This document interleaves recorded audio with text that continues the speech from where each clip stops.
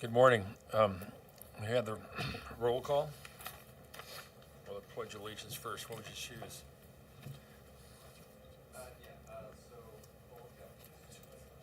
I didn't see it on here. Okay. Where is that flag? I forgot where it is. I pledge allegiance to the flag of the United States of America and to the republic for which it stands, one nation, under God, indivisible, with liberty and justice for all. Thank you. All right, Mr. Villalobos, you want to start with that? Roll call. Good morning and welcome back, everybody. It's nice to see everyone in person. So I will do the TV coverage first, announcement first, and then we'll do roll call. Montecito Planning Commission hearings are televised live on County of Santa Barbara Television, CSB TV, Channel 20 at 9 a.m. in the South Coast, Lompoc, San Ynez Valley, Semria, and Orca areas. Rebroadcasts of Montecito Planning Commission hearings are on Fridays at 5 p.m. on CSB TV Channel 20. Today's hearing will also be streamed live on the county's website and will be available for download in the day or two. Moving on to the roll call, Commissioner Senauer. Here. Commissioner Kupiak. Here. Commissioner Miller. Here. And Chair Police. Here. Thank you.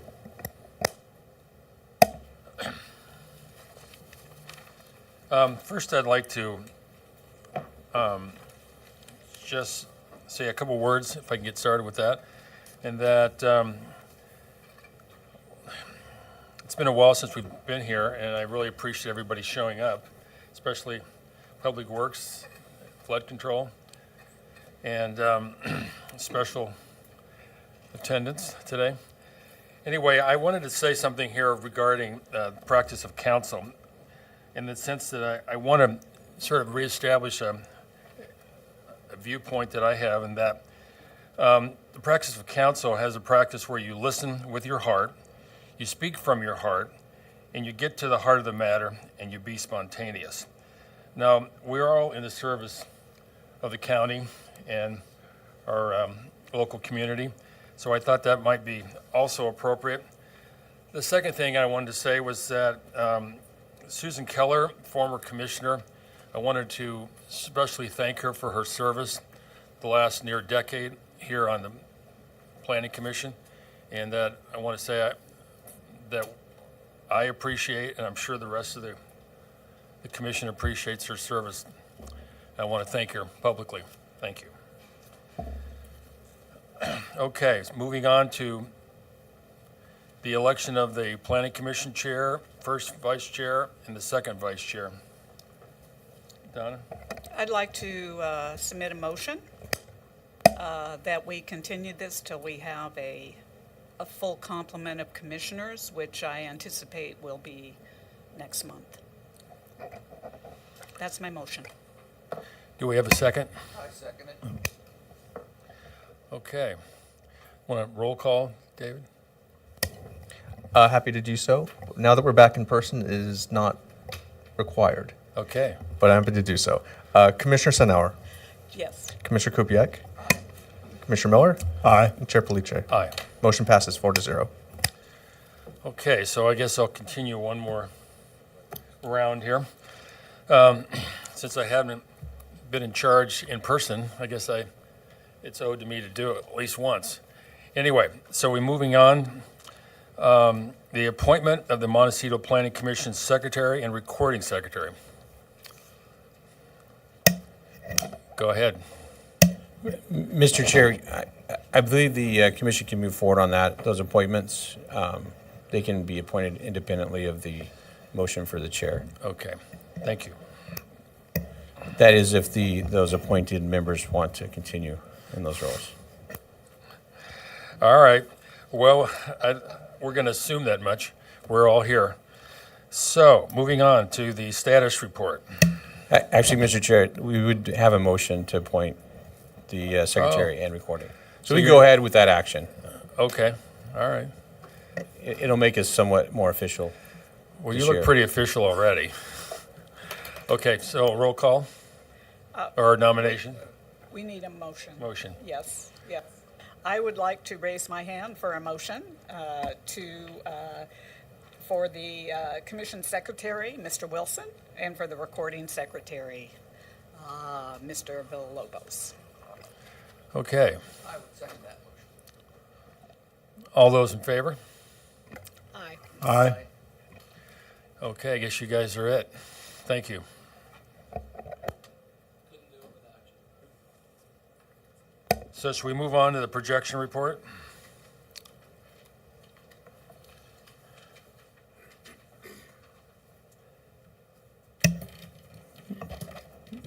Mr. Chair and Commissioners, if I could go back to the agenda status report, and then I'll go over that, and then we can move into the projection report. In regards to the status of the agenda today, I just want to highlight again, it's been a while since we've seen these, but item number 13, the waive public hearing, those are noticing only. No action is needed by the commission. And then we have one item on consent, which is the Casa Drinda open space. Staff is here if the commission wants to pull that and discuss it. And then on our standard agenda, we do have a full day's worth of work, 6 items.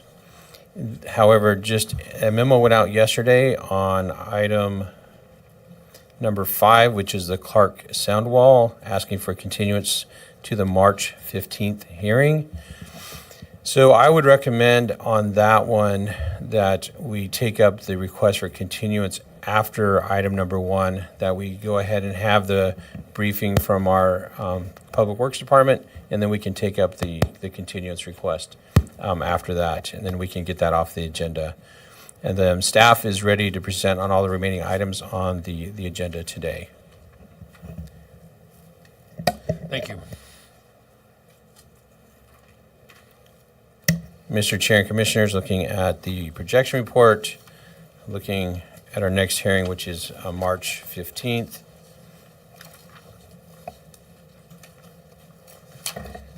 We have 4 items listed on that.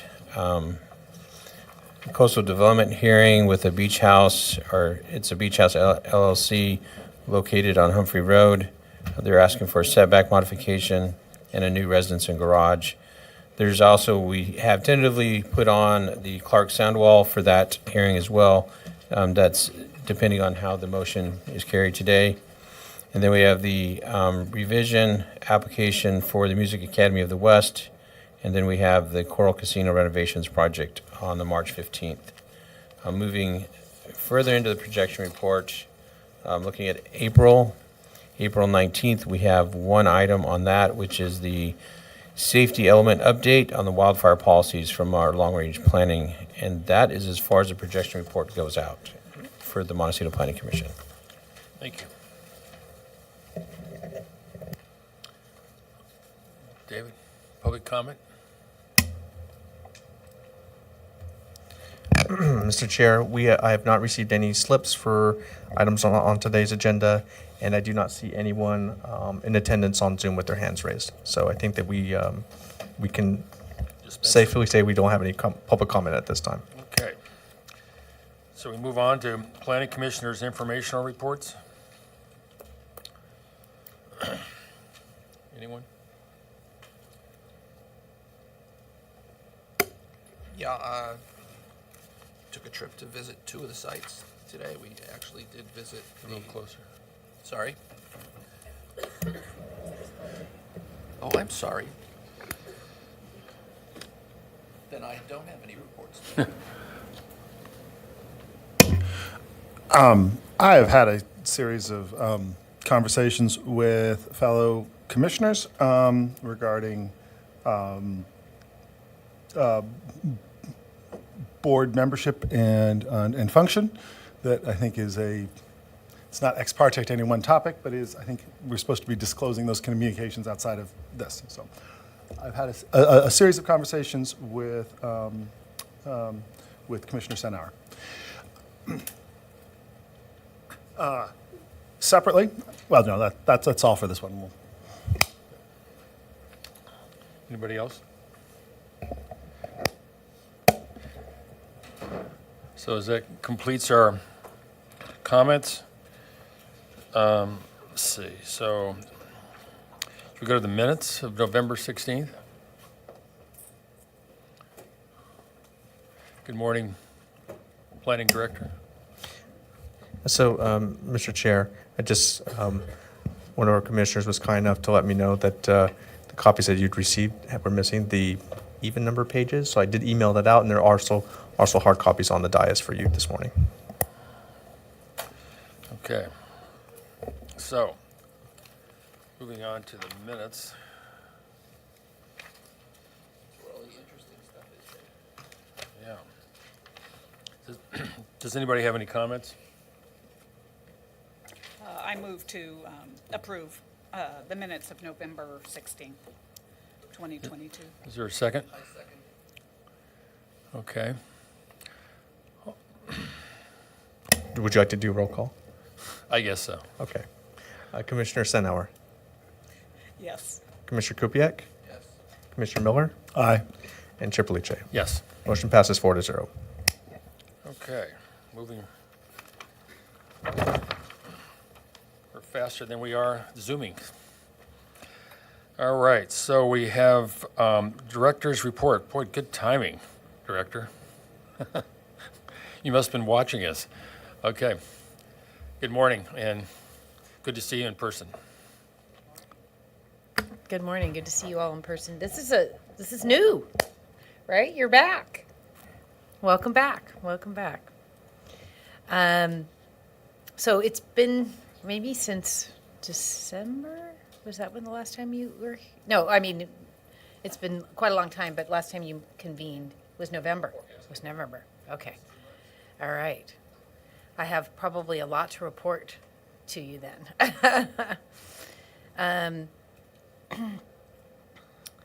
So a couple of things that I think are important for the commission to know is, and I think I'd mentioned this before the end of the year, was that there's a planning commissioner training. It's being sponsored. It's being sponsored by the Institute for Local Government, and it is February 17th, so it's this week. And it's in the board hearing room, and it's for free. So it's a nice opportunity if you have an interest in learning a little bit more about just the role and your function. I think it starts at 9, but I will confirm that. It starts in the morning, I know that. And as you know, the governor is ending the state of emergency at the end of February. So things will be going back to all in person. So this is your first time in person, but the County Planning Commission has been functioning in person for quite some time now. There's a lot that's been going on with our housing element. We prepared a draft document, and that has been released for public review. That is a new step in the process that was added by the state legislature, requiring a 30-day public review period. So we are in that process now. That public review period closes March 1st.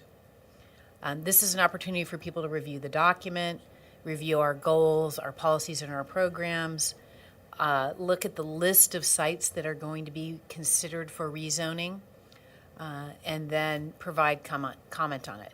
What I should tell the commission is that the housing element is operating in a 2-step process. This is how we're going to move it forward. The first part of it is the adoption of the actual element that has all the data and the policies and the programs in it. And then the second step will be rezoning properties that help us meet our RENA allocation.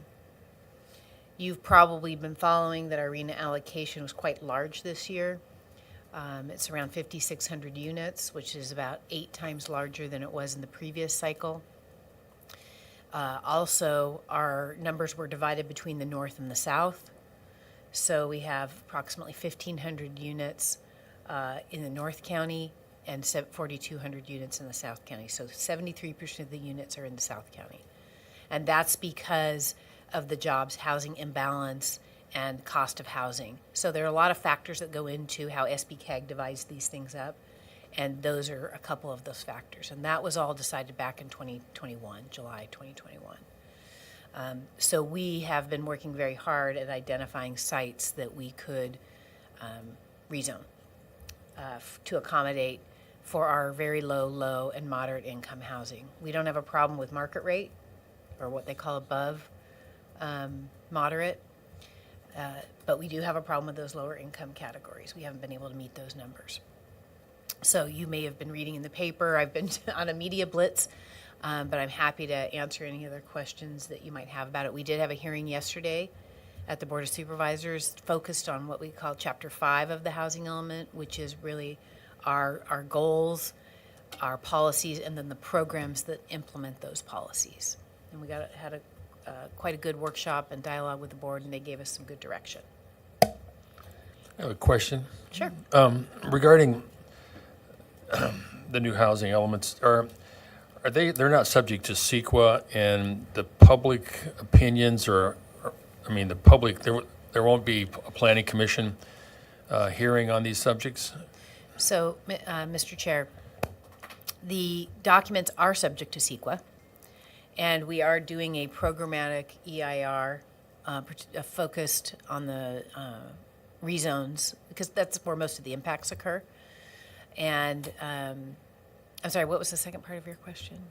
Oh, yes, it will go to the Planning Commission. Yes, yeah. It will go to the Planning Commission and the board. They have to adopt it. All right, well, that's good. Thank you. Go ahead. I had had a series of questions about this about a year ago, and you have been kind enough to direct me to speak directly with staff.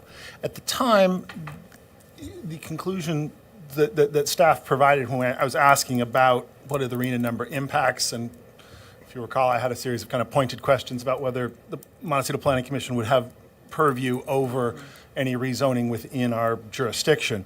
And the guidance that came at the time is that the lack of public transportation in Montecito made the available spaces for rezoning somewhat limited.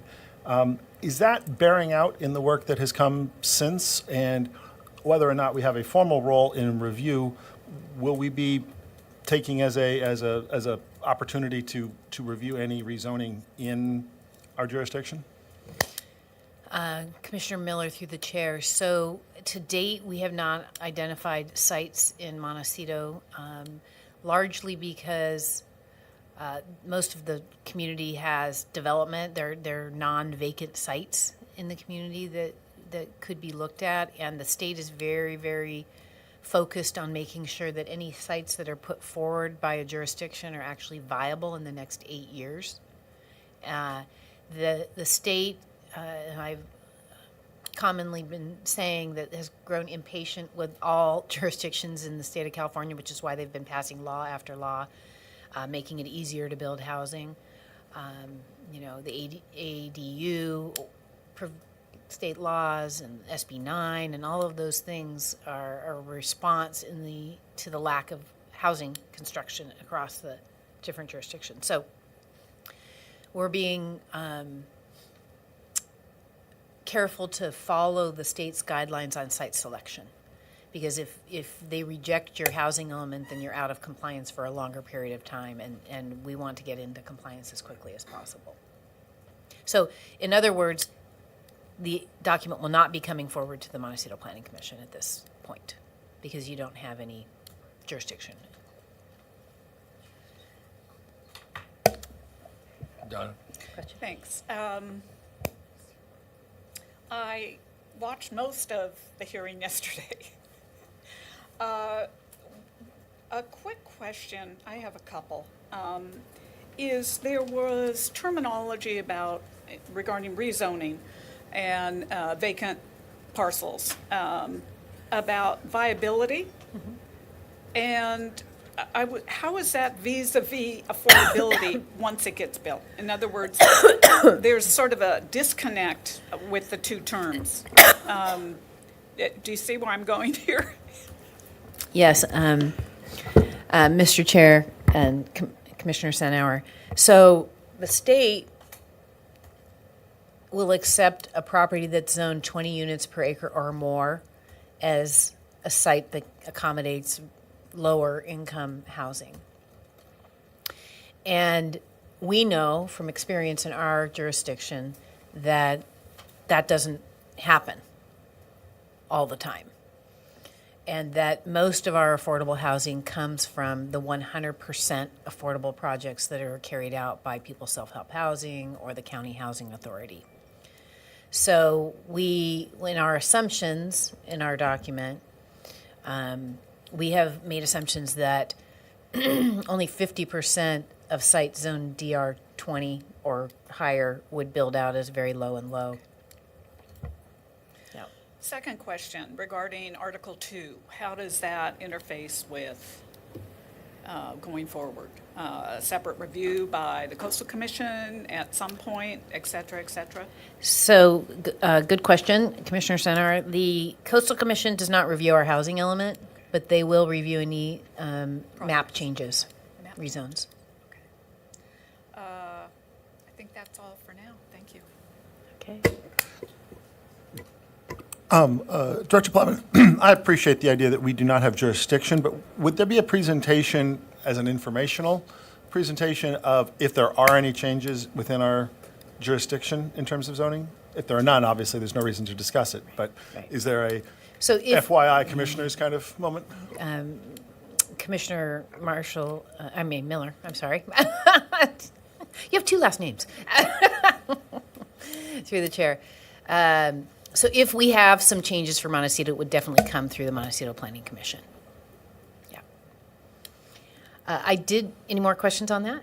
Okay. Yeah, I have one question. In terms of the policy decisions that are being made on these R20, 20-unit districts, are there policy decisions within that are incentives to incorporate some affordable housing within those projects?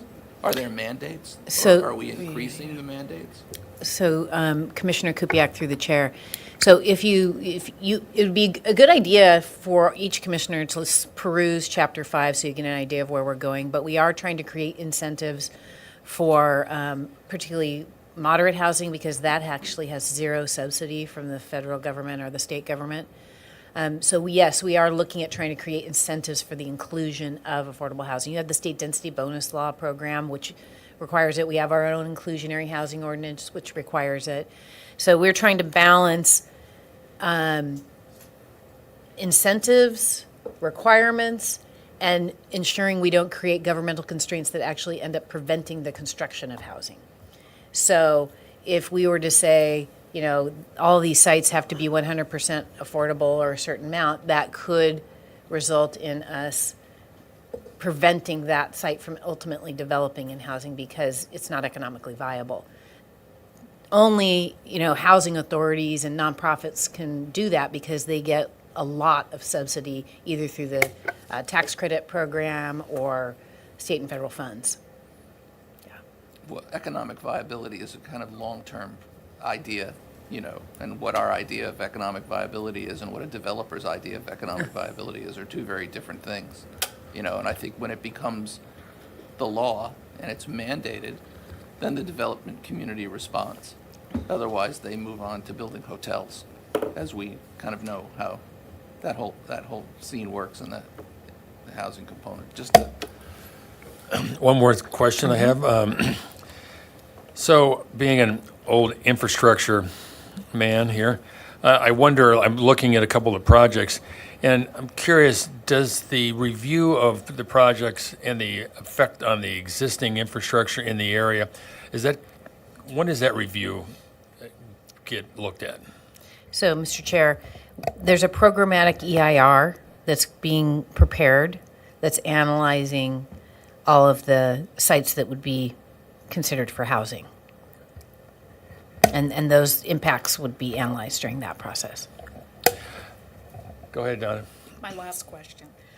What was the process or protocol for determining viable possible parcels? Did you reach out? You looked at a map, you reached out to perhaps parcels that would be, and property owners would be interested, or was it the reverse? Did they know what was before them and there was a questionnaire or something and they were so who started it? Commissioner Senauer through the chair. So the process is you start with a land inventory and you look to see if you have land that's currently zoned for enough density that you can meet your RENA numbers. In our case, we did not. So we started looking at sites all over the county. We looked at, if you can go on the website and see the interactive map, and you'll see that we looked at hundreds of sites. And you look at what their constraints are and if they're viable sites to be constructed on. And so lots fall out through that process.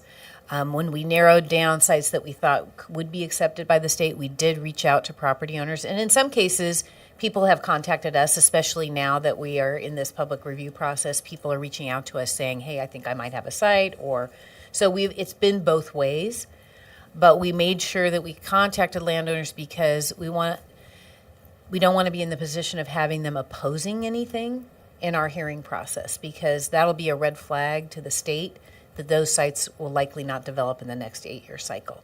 So we felt, and plus, I think it's good policy to contact a landowner when you're going to be rezoning their property and discuss it with them. Yeah. Are you ready to move on to the disaster that Sure. we've been cleaning up after? Go right. So Kind of like a disaster in itself. so we haven't even had a chance to talk a little bit about what happened in January in our community, in Montecito in particular. But we did have a state of emergency declared on January 9th by the governor, and then the board took action on the 10th. So we did activate the EOC. We had local assistance centers open. Currently, there are FEMA assistance centers that are open, and there's been a lot of work done to try and help property owners who suffered damage recover from the storm. We had a lot of damage in North County this year that we didn't expect, so that has been challenging. I think we've inspected around 65 sites. There were not a lot of red tags, which was really good news. But there's quite a bit of repair that needs to be done out there. There was a lot of infrastructure impact this time, particularly in Montecito versus structures. So that was good news for landowners and homeowners that they didn't see a lot of damage to their homes. And then we have, our department has been working with each landowner, assigning them a case planner to help them get through the process where they have to get permits for anything that they need to do to their home or structure. And then I wanted to let the commission know that in January of this year, the County Planning Commission and the board adopted objective design standards for multifamily housing and mixed-use development. And we moved quickly to do that because it's important to have those objective standards in place, particularly after our deadline, which is today, for our housing element, which we didn't meet like I'd say the majority of California jurisdictions, because the process has gotten so complicated. But so we moved quickly to develop those standards. They will ultimately be wrapped into Article 2 and the Montecito zoning ordinance. I don't have a schedule for that yet, but you can review them. They were adopted by the board on the 24th of January. They will go into effect 30 days after that, so late February. And they're quite comprehensive, and I think quite good in terms of giving developers a clear idea of what we want to see from both multifamily and mixed-use projects. And if you follow these standards, you do not need to go to BAR. That's the way the program is set up currently. When we come back to incorporate these standards into Article 4 and Article 2, we are going to be working with the BARs to look at areas where we might tweak them or identify certain standards that might be confusing or whatnot, or we may add some things that the BAR members would suggest. We will be putting together a committee, one from each BAR, to work with us on that. But this is all sort of in line with the direction the state is going, which is streamlining it, the permit process for housing.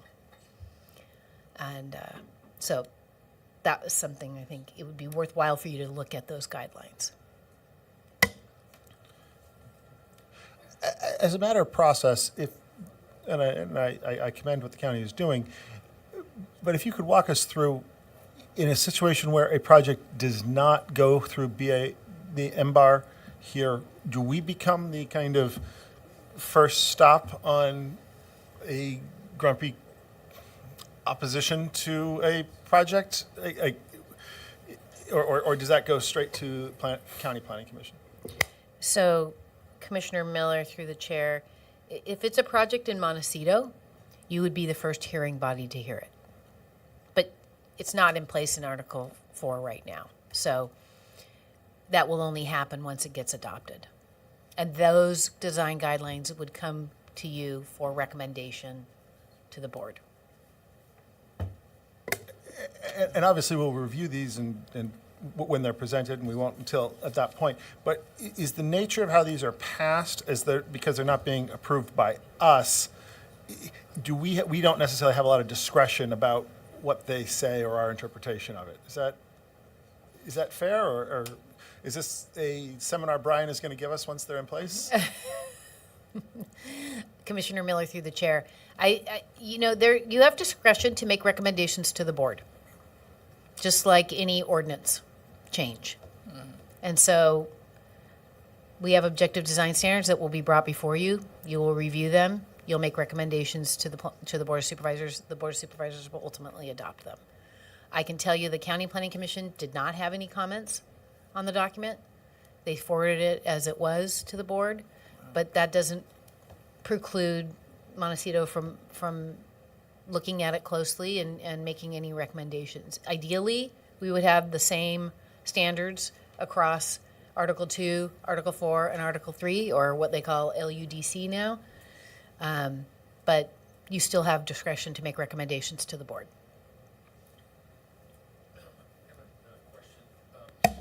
One more question. Maybe Jeff might be able to answer it better. I don't know. But the activity at the desk for permits, construction permits, I know it's a little time-consuming or a little busy right now because you've been implementing a new system. Is there any update you want to give us, Jeff, on when this might be more cleaned up and easier for the general public? Is that the proper way of putting it? But I understand that it's supposed to be a lot better soon. We're getting close to it.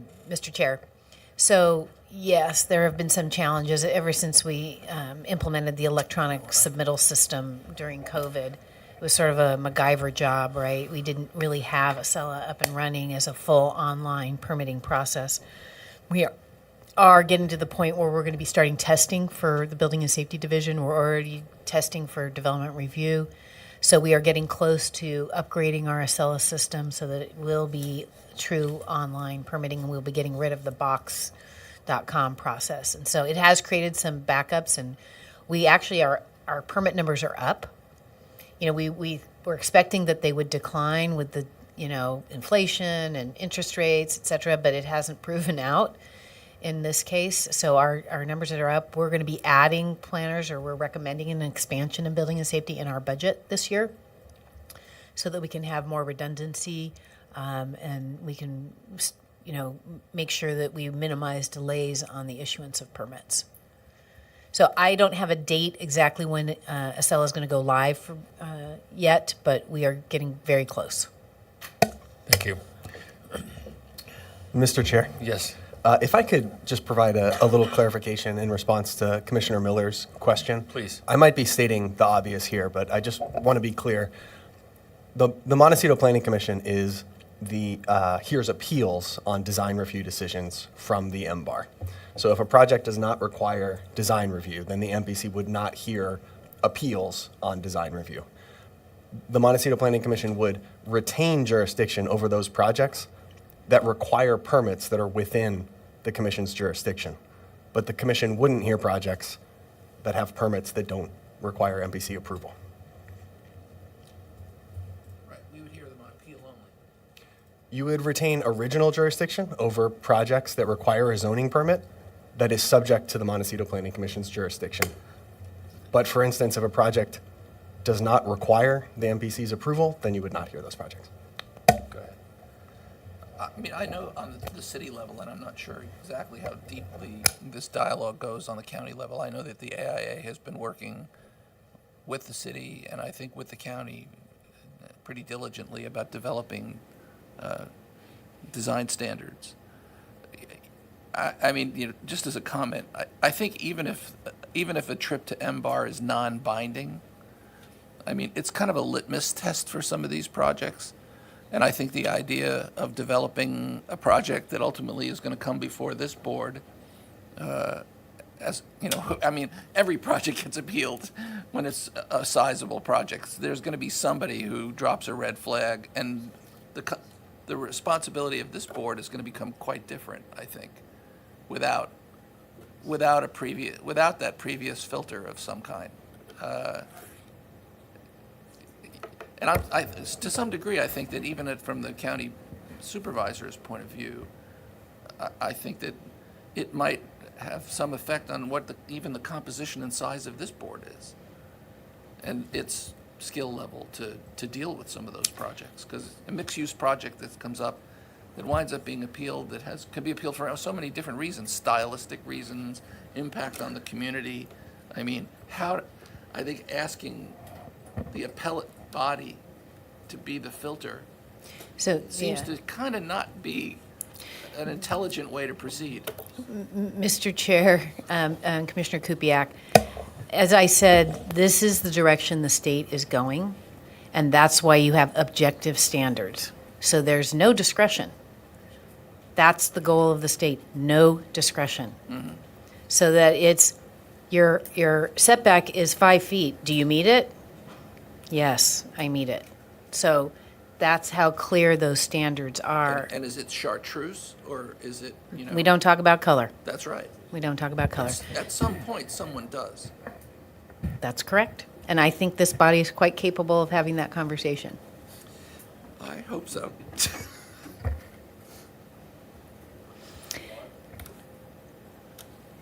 So I'm just checking my other notes here, just make sure there wasn't anything else I wanted to. I've beaten a bit of a dead horse on this, but I have to admit, I'm feeling a little bit out of, in a swimming pool with more water than I can stand up in terms of, if there are these objective standards, like to your point, is it 5 feet? Yes or no? But does it still go to MBAR not to discuss the setback, but to discuss the chartreuse? Or it just, if it's big enough, it won't touch MBAR, and we get to talk about colors and Spanish revivalness and all of those kinds of things? Mr. Chair, Commissioner Miller, if there's a project that comes through and is a multifamily housing project, which I don't anticipate there's going to be a lot of in Montecito, or a mixed-use project, there may be, but we've had a difficult time getting in contact with those landowners. They don't seem particularly interested. Then they will be subject to the objective design standards. And that project, if it's not ministerial, because the state is also making projects ministerial, meaning no discretion, no review by a hearing body, then it will come to the Planning Commission. But I think you're probably pretty safe for the next several years before we see something like this happening in your jurisdiction. Unless we drive outside of Montecito. Right. My comment is really more general than just Montecito. I realize that our impact on us particularly might be very small, but impact on everybody else might not be so small. I'm getting notes from our council that we're not agendized for this, so I think I need to move on in my director's report. Thank you. Yes. So the 101 did go to the County Planning Commission, and I am, just one second. So the PC approved the 101 project. with a condition that Caltrans contact P&D 6 months after full funding if FEMA maps have changed.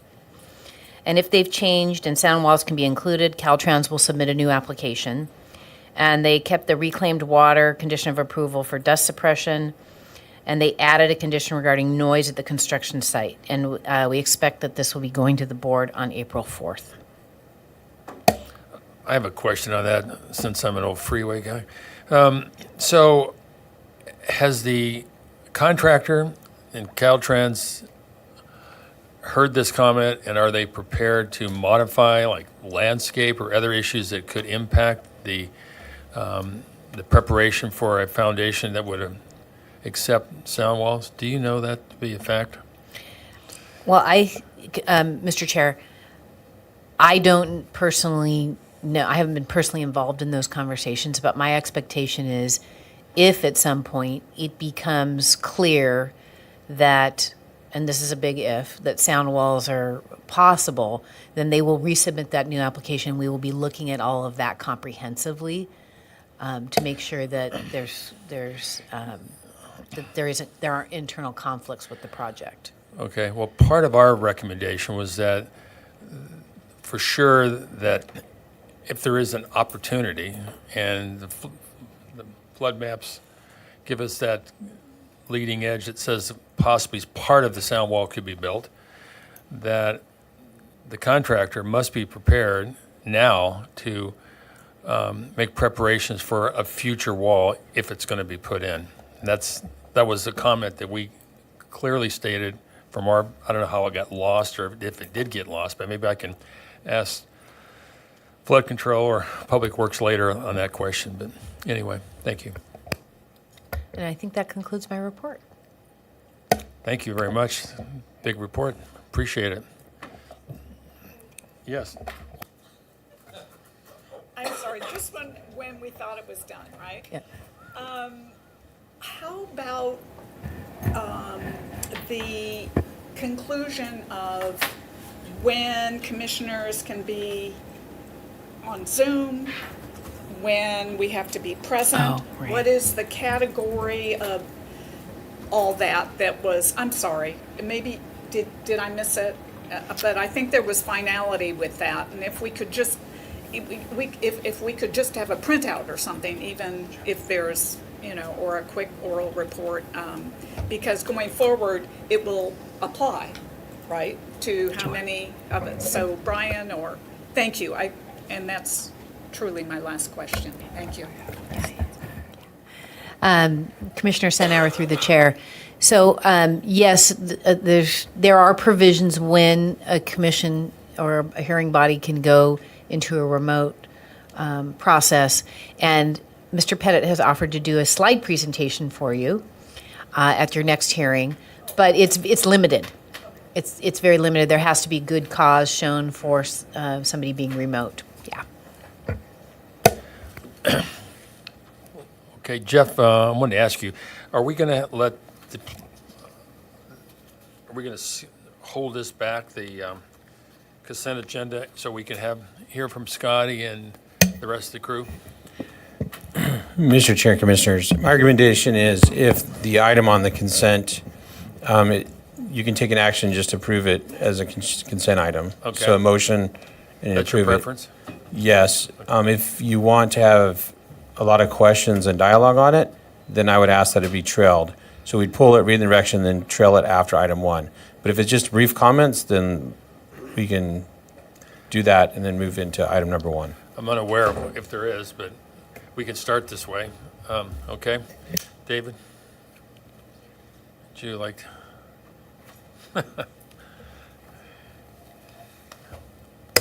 All right, I'll read the item into the record. The Montecito Planning Commission will receive and file the annual status report as required by condition number 14 of the approved Casa Dorinda Master Plan Conditional Use Permit, project case number 14 RVP 5. Okay, any comments? Any motions? Motion to approve, but I would like to offer a comment. I walk there just about every day, and it is it is a gem. So kudos, it's a wonderful public space, and just, you should all go there every day if you can. It's wonderful. Thank you. Do we have a second? A second. Yeah, a second? Okay. So before we take a vote on that, I just wanted to remind the commission that we just need to open public comment for this item. Okay. And I just wanted to let the commission know I do not have any speaker slips for this item. Okay, all right. Then we'll take a vote. Commissioner Senauer, Yes. Commissioner Kupiec, Commissioner Miller, Aye. Chair Palice. Yes. Motion passes 4-0. Okay. Shall I read the next item into the record? Please. Okay, great. The Montecito Planning Commission will receive an informational briefing from County Public Works staff regarding the impacts and recovery efforts following recent storms. Okay. Good morning, Public Works Director, Mr. McGolpin. Yes, good morning, Mr. Chair and Commissioners. It's a pleasure certainly to be back with you. It's been quite some time since Public Works has come to the MPC to brief you on a topic, and we appreciate that invitation from Chair Palucci to do that today. So, as the Chair mentioned, I'm Scott McGolpin. I'm the Public Works Director for the County of Santa Barbara. And joining me today in the presentation are two of my Deputy Directors, Chris Snedden, who leads Transportation, and Walter Rubalcava, who leads Water Resources and Flood Control. So two key divisions in our response to the 19+5 event. Also in the audience today, I have my Assistant Director, Julie Hagan. She's in an interim role. I'm planning to retire in about a year, so Julie's rotating through the assistant role first, and then Chris is going, and then Walter is going. So give them an opportunity to lead the department while I'm still here. And we also have one of our superstars in this event, Andrew Raff, back here. He's our environmental manager from Flood Control. Not only in this event, but also other events. He's helped guide us as department leadership through the events and through the environmental process, and just awesome at what he does. So he's here to support us in the presentation this morning as well. We'll start with a county-wide look at this event, because this was different than other flooding events because it affected the entire county, historic rainfall in different areas, and it had different impacts across the county. But one thing I wanted to mention, and it shouldn't be minimized at all through this presentation, and it's your roles as commissioners, and specifically in floodplain management decisions. Those really are critical to protecting the safety of Montecito residents. And we can't thank your commission enough for prioritizing that role and taking it very seriously, because as you know, in Public Works, we've come here to do presentations. We rely heavily on technical data. And when we have events like this, that technical data comes to life, right? So it helps us plan, design, and operate flood control facilities, transportation facilities, public works facilities, and infrastructure in the communities. So we can't thank you enough for that support. I know they're tough decisions. You know, sometimes you don't agree with us, but when we have events like this, we actually see that technical data come to life. So, and everything we do in Public Works revolves around the safety of the public that we all serve. So thank you for that commitment. Our mission specifically in Public Works during non-emergencies and emergencies is we are committed to efficiently providing, operating, and maintaining Public Works infrastructure, facilities, and services to make everyday life as safe and convenient as possible for the public we serve. And I'll go back to the other slide too, but this is actually the Santa Monica debris basin. It was a federal facility that was constructed, I believe, in the early 70s, and it protects the entire community of the city of Carpinteria. So big deal. That was super effective, certainly in the debris flow, and effective in this event as well. We'll go through what we believe were the impacts in these basins on how much material came down just in that one day. This was Randall Road, worked exactly as designed, protected the community below 192 along San Isidro Creek all the way out to the ocean. So protected 192, all the residents, and 101. So, as you know, Walter will talk about it, I think, in a little bit too. We were close to the system breaking, but it bent, but it held up. So we're pretty proud of that. So how do we accomplish our mission in Public Works? Well, we have 5 independent divisions that work together as just an outstanding team. And our organization looks like this. Transportation, responsible for close to 1,700 lane miles of roads around the county, bridges, culverts, street trees, anything transportation related. Water resources and flood control, hundreds of miles of creeks, I think 27 debris basins here on the south coast and a number of basins up in the central and north county that they take care of as well, which were impacted through this event as well. Administration and support, this is where we do our cost reimbursement work, financing work, leadership for the department. One of the big things is as we move now from response into recovery, we'll be working with FEMA and the FHWA on the transportation and flood control side to try to get reimbursement. So that's quite a process. So everyone's focused on response, and that's what you see in the papers and on the news, right? And that lasts a few weeks. Recovery can go on for years, and then FEMA has this little process they call the audit, and they love to come back in and take money back. So it's really important from day one, and my team are experts in this, to do everything correctly through the FEMA process, so you can stand that audit and make sure that we maximize federal and state reimbursement. Everybody knows resource recovery and waste management. We just opened the resource center at Tehigas. We do operate a landfill and a number of transfer stations that bring material to Tehigas. We also operate 5 zones across the county for collection services with Marburg and Waste Management today, and then certainly our surveyor's office. They work on road monument preservation, development projects, what have you. So we're a department of about 300 people that really comes together as a team. There's really no divisions or walls, I should say, between our different divisions when we're in a flood. It's all hands on deck.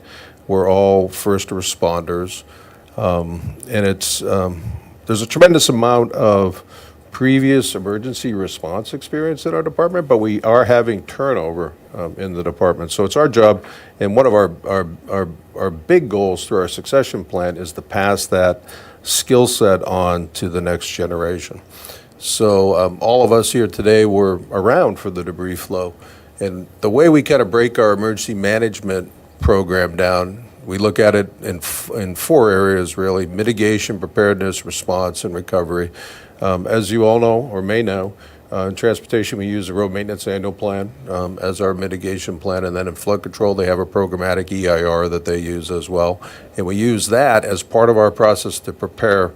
As the MPC is intimately familiar with, after the Thomas Fire burn area, we went to work right away to make sure that the system was ready for that winter.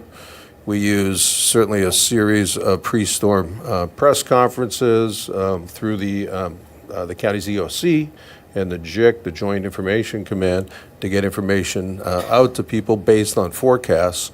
And then we stage equipment and we get our personnel ready, because we have experience with the infrastructure system around the county, and we know where the weak spots are, right? So, and those weak spots, we don't ignore those either. We try to work through FEMA. They have a hazard mitigation grant program, try to bring in more money to allow us to strengthen those weak spots as part of our mitigation program.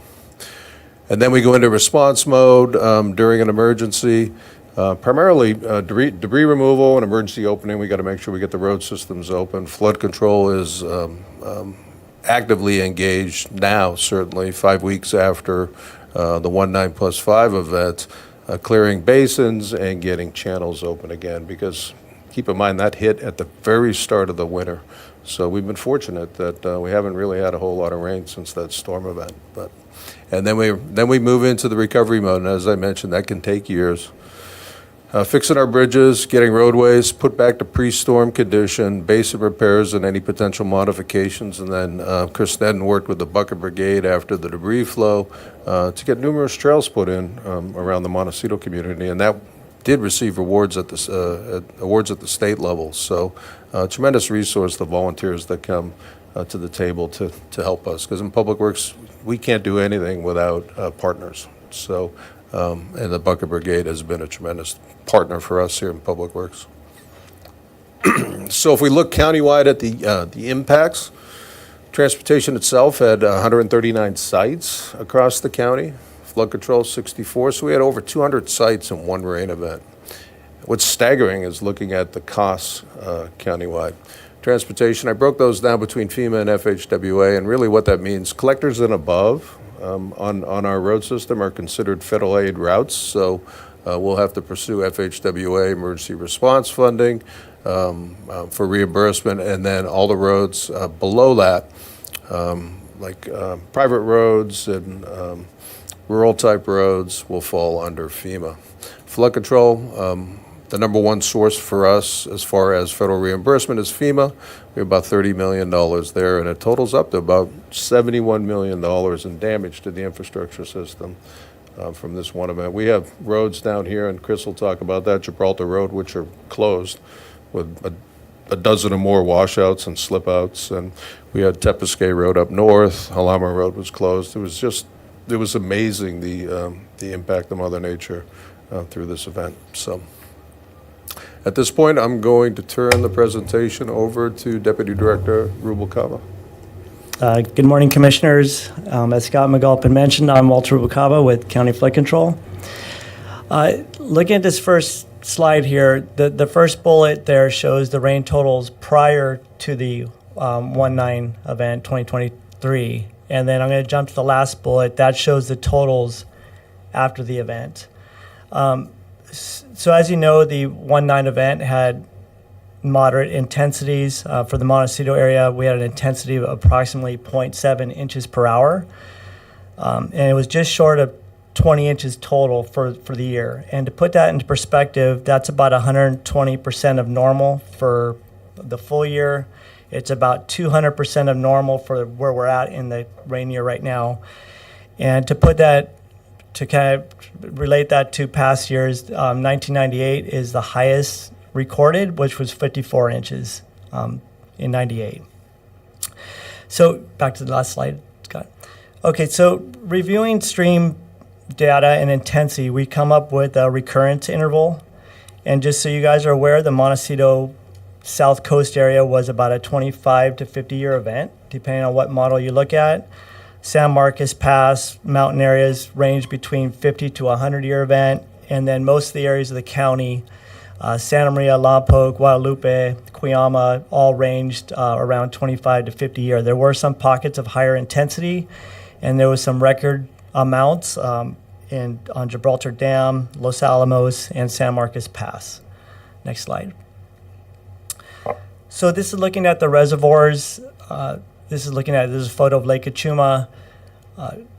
We were lucky. We went from about 35% full to 81% full in a 48-hour period. But we've had continuous inflow since then, so we're right near 100% right now. Jameson, which is owned and operated by Montecito Water District, and Gibraltar by the City of Santa Barbara are near full as well, which will help with short-term water supplies. So a question that we're asked often is the drought over? And the answer is no. Both county and statewide reservoirs have significantly improved, but there's still a heavy reliance on groundwater, which most underground basins will likely not see a significant improvement due to this last rain event. Up north, there is a lot of snowpack, so those will continue to improve throughout the year. On the last bullet there, I just want to bring this to your attention. It's often mistaken that the county is involved with the water release from Lake Achuma, but that is 100% the responsibility of the U.S. Bureau of Reclamation. What the county does get involved with is notification. We are notified when those releases are going to occur, and we try to help notify downstream communities such as Lompoc, the San Ynez area as well. This next slide is looking at the debris basins. As Scott mentioned, they did their job to to put some of these numbers, there was approximately 215,000 cubic yards of materials taken from our basins. Those are county facilities. This doesn't include all the private material that was out there. It doesn't include the creeks that we'll talk about in just a minute. And to put that into perspective, if you take a football field, including the end zones, and you stack that material up, it's about 33 feet high of material. So it's a lot. So to date, the flood control district's about 75% complete with taking that material out of the basins. Randall Road and Santa Monica were two of the larger basins, with Randall Road had approximately 15,000 cubic yards, and Santa Monica ranged somewhere around 40,000 cubic yards. And speaking of Randall Road, I wanted to mention that Scott, our director, was able to successfully negotiate through Cal OES, getting the California National Guard to come help the community to clear out Randall Road. That was one of our bigger ones, as we said. And why is that so beneficial? Scott discussed the $71 million. There's no cost exchange for that effort. It was filtered through Cal OES directly to the National Guard, so it's either going to be no cost or very little cost for the county to do that. And we want to take this opportunity to not only thank the National Guard for going above and beyond what we expected. When you ask for a service like that and you haven't worked with them, you're not sure what you're going to get. But they went above and beyond. I also want to thank Chief Taylor from the Montecito Fire Association, the Montecito Association. They use their library there, and just the community in general. It takes a lot to have an effort like that happen, and we definitely want to say thank you to everybody. So where is that material going? And that's why we have Andrew here today. Most of the material from the Montecito area continues to go to Goleta Beach as part of the emergency beach operations. Other materials that do not meet the sediment and rock size, which is approximately 10 inches or less, goes elsewhere. Next slide. So this slide focuses more on the Montecito area basins. The approximate cubic yardage from Montecito area was about 124,000 cubic yards, or 60% of the materials. And as a side note, these, as I mentioned earlier, these do not include the material that is taken from private or the creeks. Next slide. Okay, so this is going to be the most important slide that I discuss today, and this is very important to us. And why is that? Because it shows how close we came to an exponentially larger event. This is Montecito Creek near Hot Springs, just downstream of Casa Dorinda. What happens if this overtops? Most of you are familiar with this area. This water would have rushed down Olive Mill, likely flooding homes, Coast Village Road, and the US 101. Similar footprint to what we saw in the debris flow just 5 years earlier. So, unfortunately, many of the creeks were near capacity, and to make things worse, the reoccurrence in Montecito only ranged from about 25-year to a 50-year event. It wasn't at a 100-year event.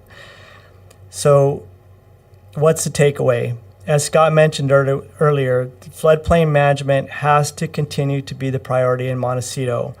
The basins were empty, the culverts and bridges were not plugged, so it doesn't take a debris flow or the assumptions of the recovery mapping to result in significant impacts to the Montecito area. Next slide, please. So this shows the flooding that occurred at San Isidro and North Jameson at US 101. As we mentioned at the Montecito Plan Commission when we discussed the US 101 HOV Soundwall project, this area of Jameson at US 101 has flooded 7 times in the last 60 years. Well, now with the January 2023 event, we're at 8 times. So with that concludes my part of the presentation. I will pass it on to Chris Sneddon. Can we ask you a couple questions first, Walter? Sure.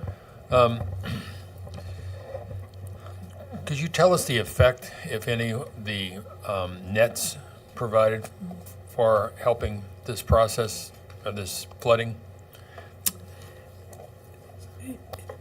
Yeah, Chair Palucci, that's a great question. The challenge that we have right now is that material has not been cleared out. What I could tell you with certainty is Randall Road alone had 15,000 cubic yards. That's 1,500 truckloads of material.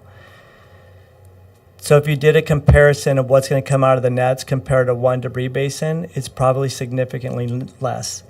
But without seeing what type of material is coming out of there, which I've heard that they're looking for a grant to clear out those nets. I think once we have a better handle on how much material has been taken out, I think a more fair comparison could be made.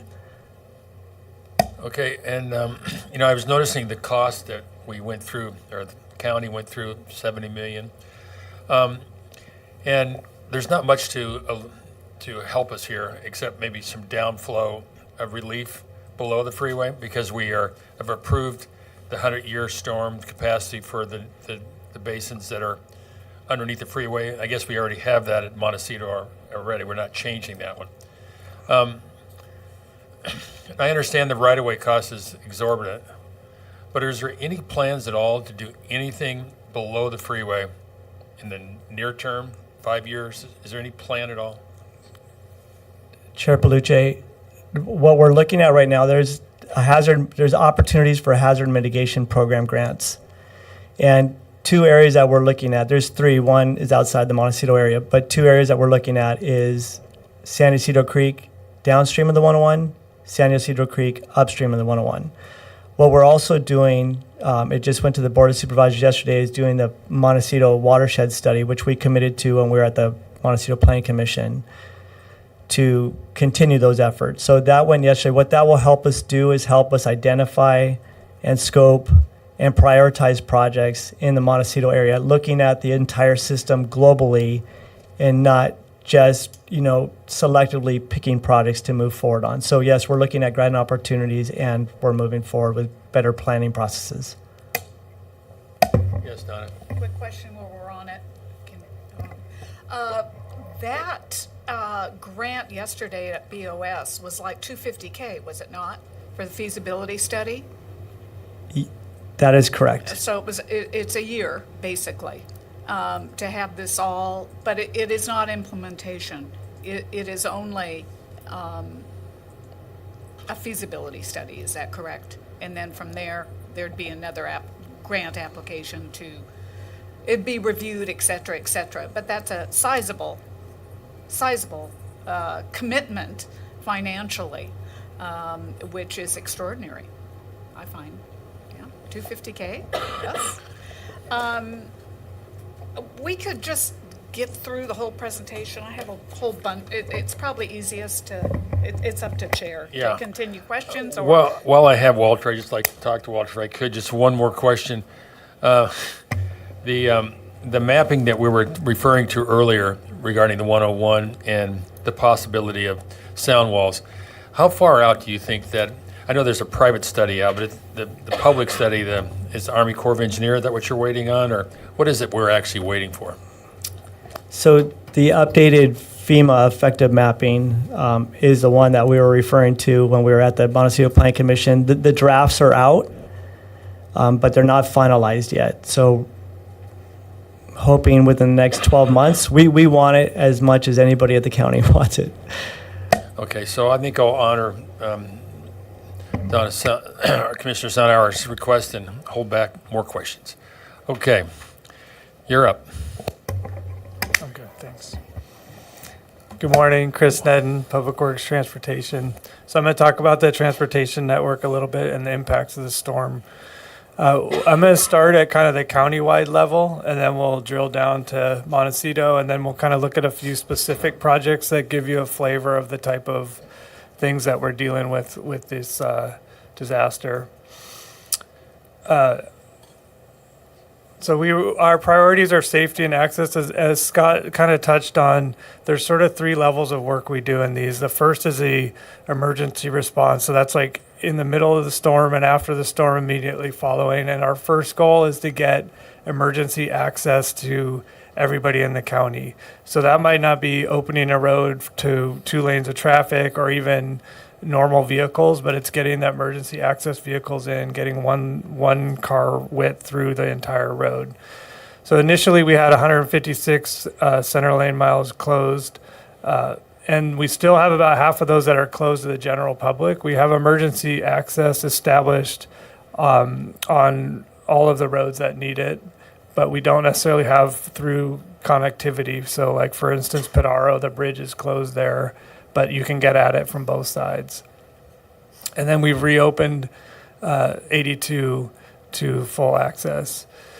There are roads around the county that don't have access. They're not county roads. They're Forest Service roads or other roads that people use, private roads. And there's, we're focused on the county maintained network, but it is worth noting that there are still people who are working with Forest Service and private contractors to get access to their properties. We had, I'm not going to go through all these names. These are kind of some of the major project areas we had, and I'll show you a couple pictures of Gibraltar and East Mountain Drive.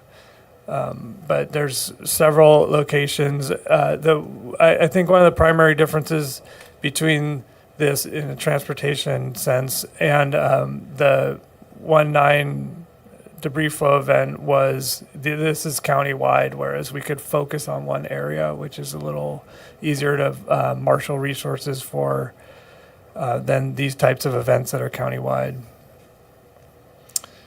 Looking at Montecito more specifically, we do have some road closures, East Mountain Drive, Coyote to Cold Springs. Again, those have one lane access, but we just want people to be really careful when they're traveling those roads. It's not, there's areas where it's neck down to one lane and there's still construction equipment and things going on there. East Mountain Drive, Cold Springs to Ashley, I'll show you a little bit more about that in some next slides. And Bella Vista as well, I'll show you in the next slides. We also have, as I mentioned, Padaro Lane. The bridge is closed at Arroyo Paradon, which is kind of down by Santa Claus Lane. And those are kind of our main South Coast closure locations. We were fortunate in this one, as that picture Walter showed, one of the other things that happens is once those flows get high, and as you saw in the video, once those flows get higher than that, and even actually at those flows, you start to see scour and things that start eroding around bridges, and those can lead to bridge failure. So we were lucky that we kept most the water stayed in the creeks and not other places and damaging bridges. We did have a little bit of we lost some slope protection on Postalipos at the little bridge we have there below the freeway. So we're repairing that right now. And then we have a lot of debris removal, slope protection, other kind of more minor repairs, but the bridges overall are in good shape. And I just want to say that I think one of the reasons that the damage was more limited than it might have been from this was all the work and resources that the county put into the Montecito area after the 1-9 debris flow, so that when we did rebuild stuff after that, we built it back better and more resiliently, and that was because the board set aside specifically $10 million to kind of focus on rebuilding Montecito in a way that it was a little bit more resilient for future events, and that actually bore out in this last event. So now getting even more kind of focused, I was just going to show you a few projects that give you a flavor of what we have going on around the county. This is East Mountain Drive at Cold Springs Creek, so right up above the debris basin, and then the bridge and trailhead are kind of over in here. And what happened in this case was there was a lot of debris came down the creek, and then some debris came down this slope right here, and this slope, and pushed all the water from the road into the creek. And then this boulder is like the size of a garage. It's a humongous boulder, and it actually the top part of it fell off into the creek. So this boulder here and this boulder here used to be part of this boulder. And so that really created a lot of flows that you wouldn't have normally had in this area, including a lot of flow over into this creek bank that just eroded out this whole entire roadway. So this is an example of a project that we focus on first thing, because we need to get emergency services to be able to get up to this place, but also they, rely on East Mountain Drive as a east-west corridor for when they're responding. So we set those as kind of the higher priority projects. We did an emergency repair here with Lash Construction, a local contractor. And in, I don't know, what has it been, 5 weeks, we got this whole bank restored and the road paved back, which they just paved this week. So we've got that road back open as of today. So we're pretty happy to be able to do that, and that's kind of what we're focusing on now, moving on to the next one and trying to get them all done. This is going to be one of the next ones. This is Bella Vista at Romero Creek. We have a low water crossing here. There's actually a bottomless arch culvert here that works really well for water. It doesn't work when thousands of cubic yards of stuff come down, but it's actually kind of designed to do that it can overtop and we can clear it off relatively easily to how it used to be. But we do need to do some permitting and working with the permitting agencies on these creeks that are still flowing. So we're doing that right now, and we're hoping to get to Bella Vista and get it back open. That's kind of the next project we're moving to in this area. So we'll be working on that in the coming weeks. Gibraltar Road, I think Scott mentioned, this kind of gives you an idea of the bigger areas that we're dealing with. This is one of 20 sites on Gibraltar. This is probably one of the worst ones, but there's ones that look very much like this or very similar. So there's still a massive amount of work that needs to be done. As I said, we were kind of focused on the emergency opening, and then we're also focusing on emergency protective measures right now. So things that prepare us for if another storm comes, that these areas don't get worse. And then there is kind of a little bit of a gap where we go through all the approval processes with FEMA and Cal OES, and they review everything and approve us for the permanent restoration type work. So that's the process Scott's talking about when he says, it takes years to recover from some of these. The permanent restoration work is kind of where the bulk of the time and resources go into, and it ends up being spread out over time as well. And that's all I have. I think we're ready for questions. Thank you. Donna, you want to go first? Yeah, if I'm first in line, sure. Thank you. Terrific presentation, and I hope the community is directed toward this presentation, either on your website. If you could do this, it would be fabulous. Not everybody goes to video archives to see unfortunately, our very exciting MPC meetings, but this is of great import. So I would highly recommend, if on your website, that you have this available. I think it's excellent. I've got some questions, and let me see where I'd like to start. Regarding debris disposal, you mentioned rocks. Was it 10 centimeters? Greater than 10 centimeters go, quote, elsewhere, rather.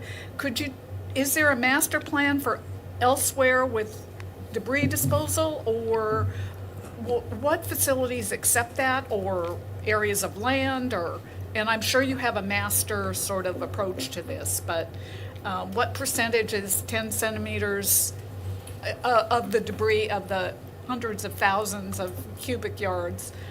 Is it 10% that are that size? Is it, and whatever percentage it is, and where does that go? First question. Thank you. Commissioner Sunnar, through the chair. I'm going to do my best to answer, and then Andrew Raff is here as well if we want to get into the weeds on this. I would say probably over 90% of the materials from Montecito are going to Goleta Beach right now because the material is significantly smaller than it was in the last event.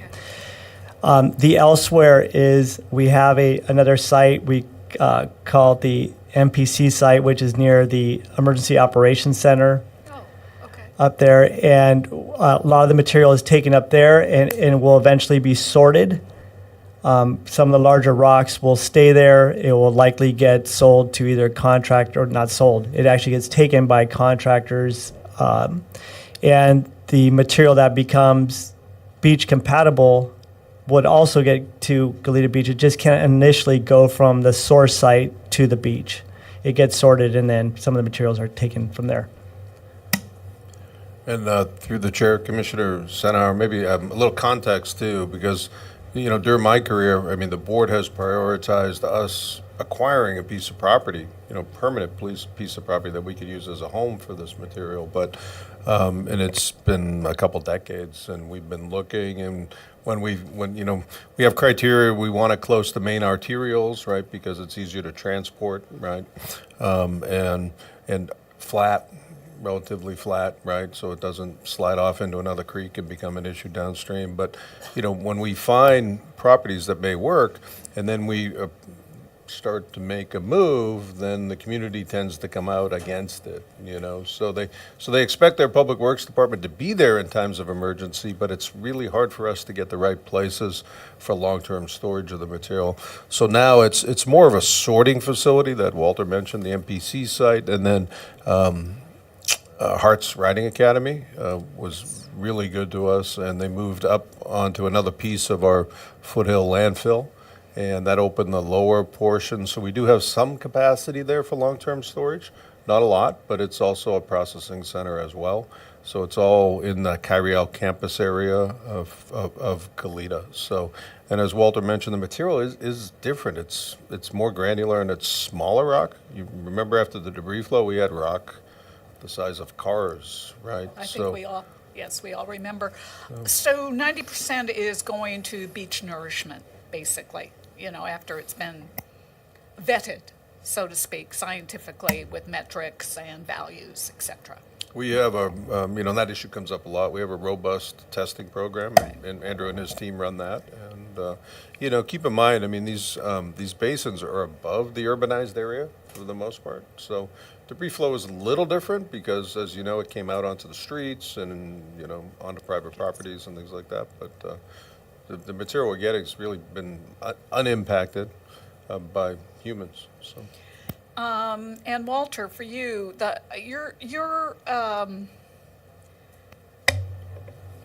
your assessment that this event was a 25 to 50 year event, how does that impact storm impact maps, et cetera, going forward? I mean, are we going to see, more of these? I mean, how does that get, that dynamic metric get in any reports, anything? Because right now we're at 100-year, correct? I mean, generally. But are we going to see 25 to 50 more and more of these events? Commissioner Sonner, through the chair, what we do use the information, as each event occurs, it helps us continue to calibrate our models. So as these events occur, we compare it to what our models show. We determine if it should be calibrated. But there's also a lot more discussions on extremes happening, like you're talking about with climate change. So those discussions are also going on. I have not seen the models starting to change yet, but it's definitely going in that direction, which the district is fully supportive of. We want to be as accurate as possible. But I do want to make clear that there was nothing in this event that was surprising to us. It was a 25, even before we saw models, before we saw the intensities, models come back, we were pretty confident that it was in the range of 25 to 50 years. And some models showed 25, so the calibration looks at both stream flows and intensities. So there's different methodologies to do it, so that's why it ranges between the 25 to 50, but I haven't seen anything showing greater than 50. Okay. And did Kachuma spill? Commissioner Saunar, no, Kachuma did not spill, and they take very important measures to make sure it doesn't spill. What they do is they do releases. By opening, there's various gates. I think there's 4 main gates, and there's also an outlet structure down at the bottom. So what they do, as I mentioned, inflows continue to come into the lake. They monitor that, and if needed, they will begin to release to offset that, so we don't have the chance. And if there's another event forecasted, let's say it's coming in the next day or two, then the U.S. Bureau will also consider releasing that same estimated amount out of the lake, so we don't have the issue of over or spilling. It's just in the public discourse and in print, it appeared that it was spilling or going to spill, and the release part of that equation didn't kind of get out. So they're releasing, it's not going to spill. Yeah, it's very important. That is a managed release of flow from the lake, not an unexpected spill. Okay, thank you. And my last comment is your groundwater comments and thoughts. And it's of great import that the community understands that the groundwater in our aquifers, particularly in Montecito, still need to be rested because they are, I'm on the GSA, Stakeholder Advisory Committee, and that's really of import. So I commend you for bringing that up. Thank you. That's all I have. Thank you. Thank you. Anybody else? I want to say that I thought the management of the lake was incredible. I thought they did a heck of a job. They were releasing just prior. I was getting nervous. They started releasing. I thought, oh my goodness, they're releasing too soon. But it was uncannily nearly perfect how they figured it out. And unless someone knew in advance how much rain that we're going to get subsequently when they start opening it up, but it really worked well. So who's ever did that, I must commend them. But you may recall, since I think you guys were there, we had some strong opinions voiced about the 101 and making sure that if and when it can get under the 101. But if the 101 is an east-west question through Montecito, what do we need to be thinking about on a north-south access to safely get water and material from the mountains to the ocean without loss of life?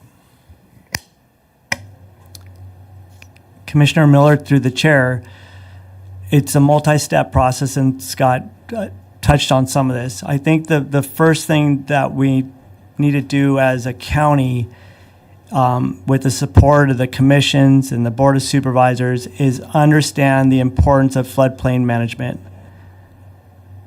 And really try to focus. It's really tough when we're 12 years into a drought and it's sunny outside and it's warm to consider situations that just happened on 4 weeks ago on 1/9. It's hard to manage. And we've got quite a few calls when that Soundwall issue occurred saying that those floodings that you're describing would only occur if the culverts are plugged and the bridges are plugged, and that people have lived in the area for 20 to 30 years and they haven't seen the 101 closed. And as we mentioned, it's been closed 8 times over the last 60 years. So beyond the support that we need from the various commissions and the Board of Supervisors is when we bring projects that impact floodplain management, that we continue to address those regardless of what time of the year we're in and regardless of how long it's been since the last event. And we just start applying proper floodplain management regardless of how political it is to do that. And then on our end, from the Flood Control District, is to initiate the study that Commissioner Saunar brought up, the one that went to the Board of Supervisors yesterday. It's our responsibility to go after grants, like I just described, the Hazard Mitigation Program grant for San Ysidro Creek, and to continue implementing projects that have been around since Tom Faram's time and John Fry's that they've already identified. Those are going to continue to be looked at while we continue our progress on the the future study. I hope that addresses your question. I think that it does to an extent, but I guess, is there a time frame or an understanding on which we would have a 100-year mountains to the ocean comprehensive plan for Montecito? I understand we have, the 101 has kind of set our fate to being 100 years or fewer in terms of the modeling. But what you showed us today is that we are somewhere between 25 and 50 at capacity, because watching that creek go, that was about as capacity gets. So there's a big gap here. Chair Police has focused on the stuff, downstream of the freeway, but if that plan doesn't exist, is the plan that was just approved going to be that, or is this kind of like pieces of a puzzle that is still being assembled? Yeah, Commissioner Miller, that's a great question. So part of this study is going to have a public outreach element. And the study is going to show a 100-year system, what the footprint looks like of a 100-year system, which is probably going to look more like you see down in LA, which concrete vertical structures. And then it's going to look at, through the public outreach process, a more optimized system. What is that? Is it a 25-year or is it a 50-year? Because we could show the 100-year. The cost just downstream of the 101 is probably $100 million. So to take that all the way up to the mountains, I don't even have an estimate to describe right now. But the political will has to be there to implement those types of projects. Yes, we could do 100-year engineered systems, but the political will has to be there, and we have to have the money and the resources for that. Right, and Commissioner Miller, through the chair, if I could add on to what Walter's talking about and put it in a little context, kind of frame it a little bit. Flood Control District is actively engaged in upgrading Mission Creek through the city of Santa Barbara. And, they've done tremendous work. They've done it from, the upgrades now have been complete from 101 down to the ocean, and they continue to add on to that. Well, that environmental document was approved in the 80s, right? Big public process. But when we spend $80 million, I think is the latest estimate, in pieces, it's probably more today. That's only going to get you a 25-year event for the new creek. So the public made that decision, urbanized environment, quality of life.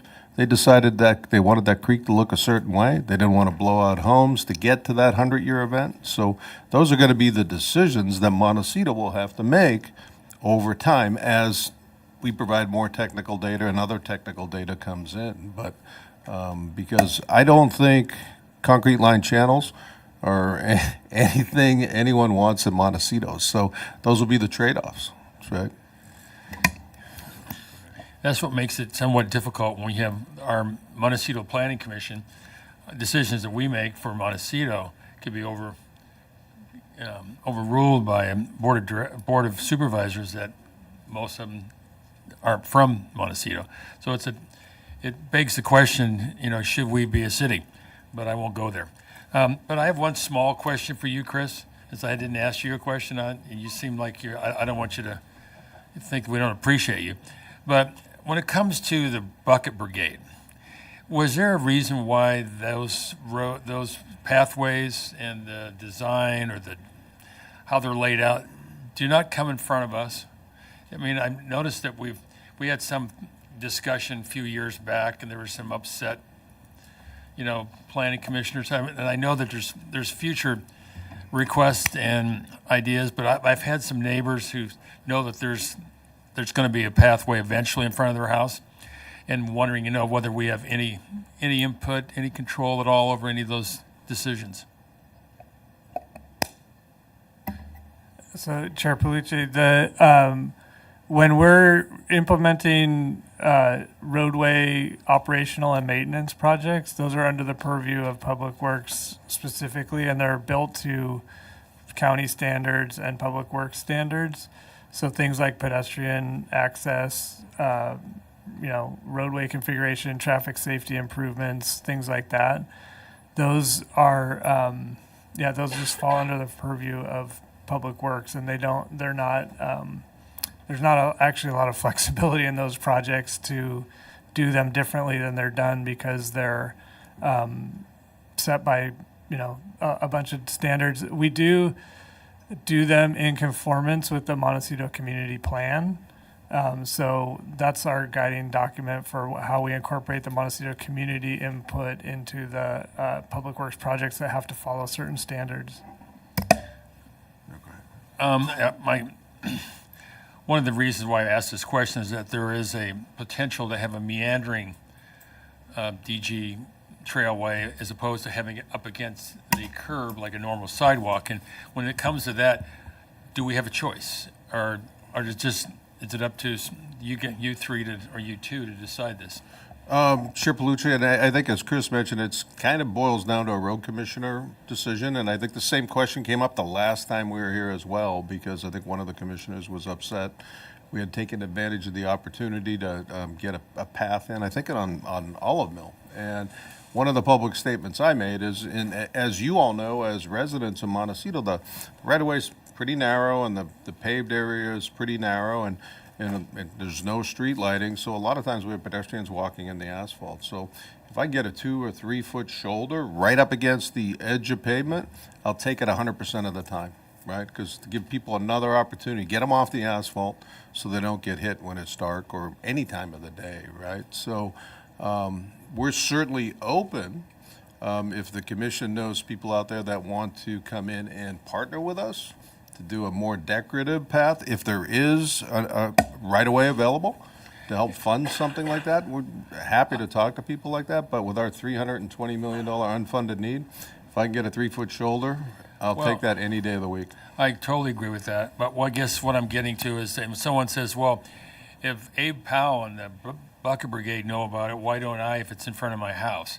So is there just some notification process that we can have that say that this is what's going to happen then potentially the next year, the next 2 years, just some fair warning? But I'll cease that question and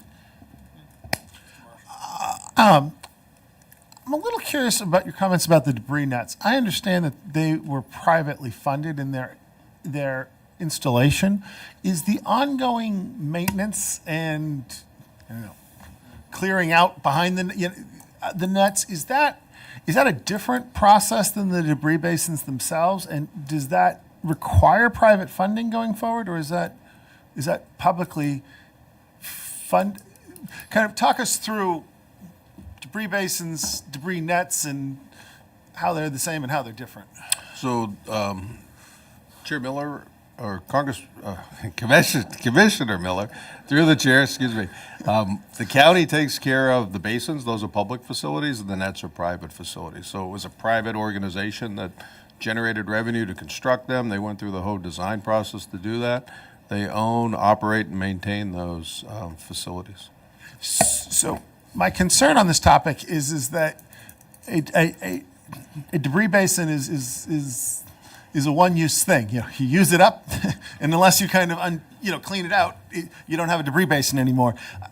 I'm less familiar with debris nets, but if anything, I would be more concerned about the idea of a net holding something back with greater elevation function to it, and not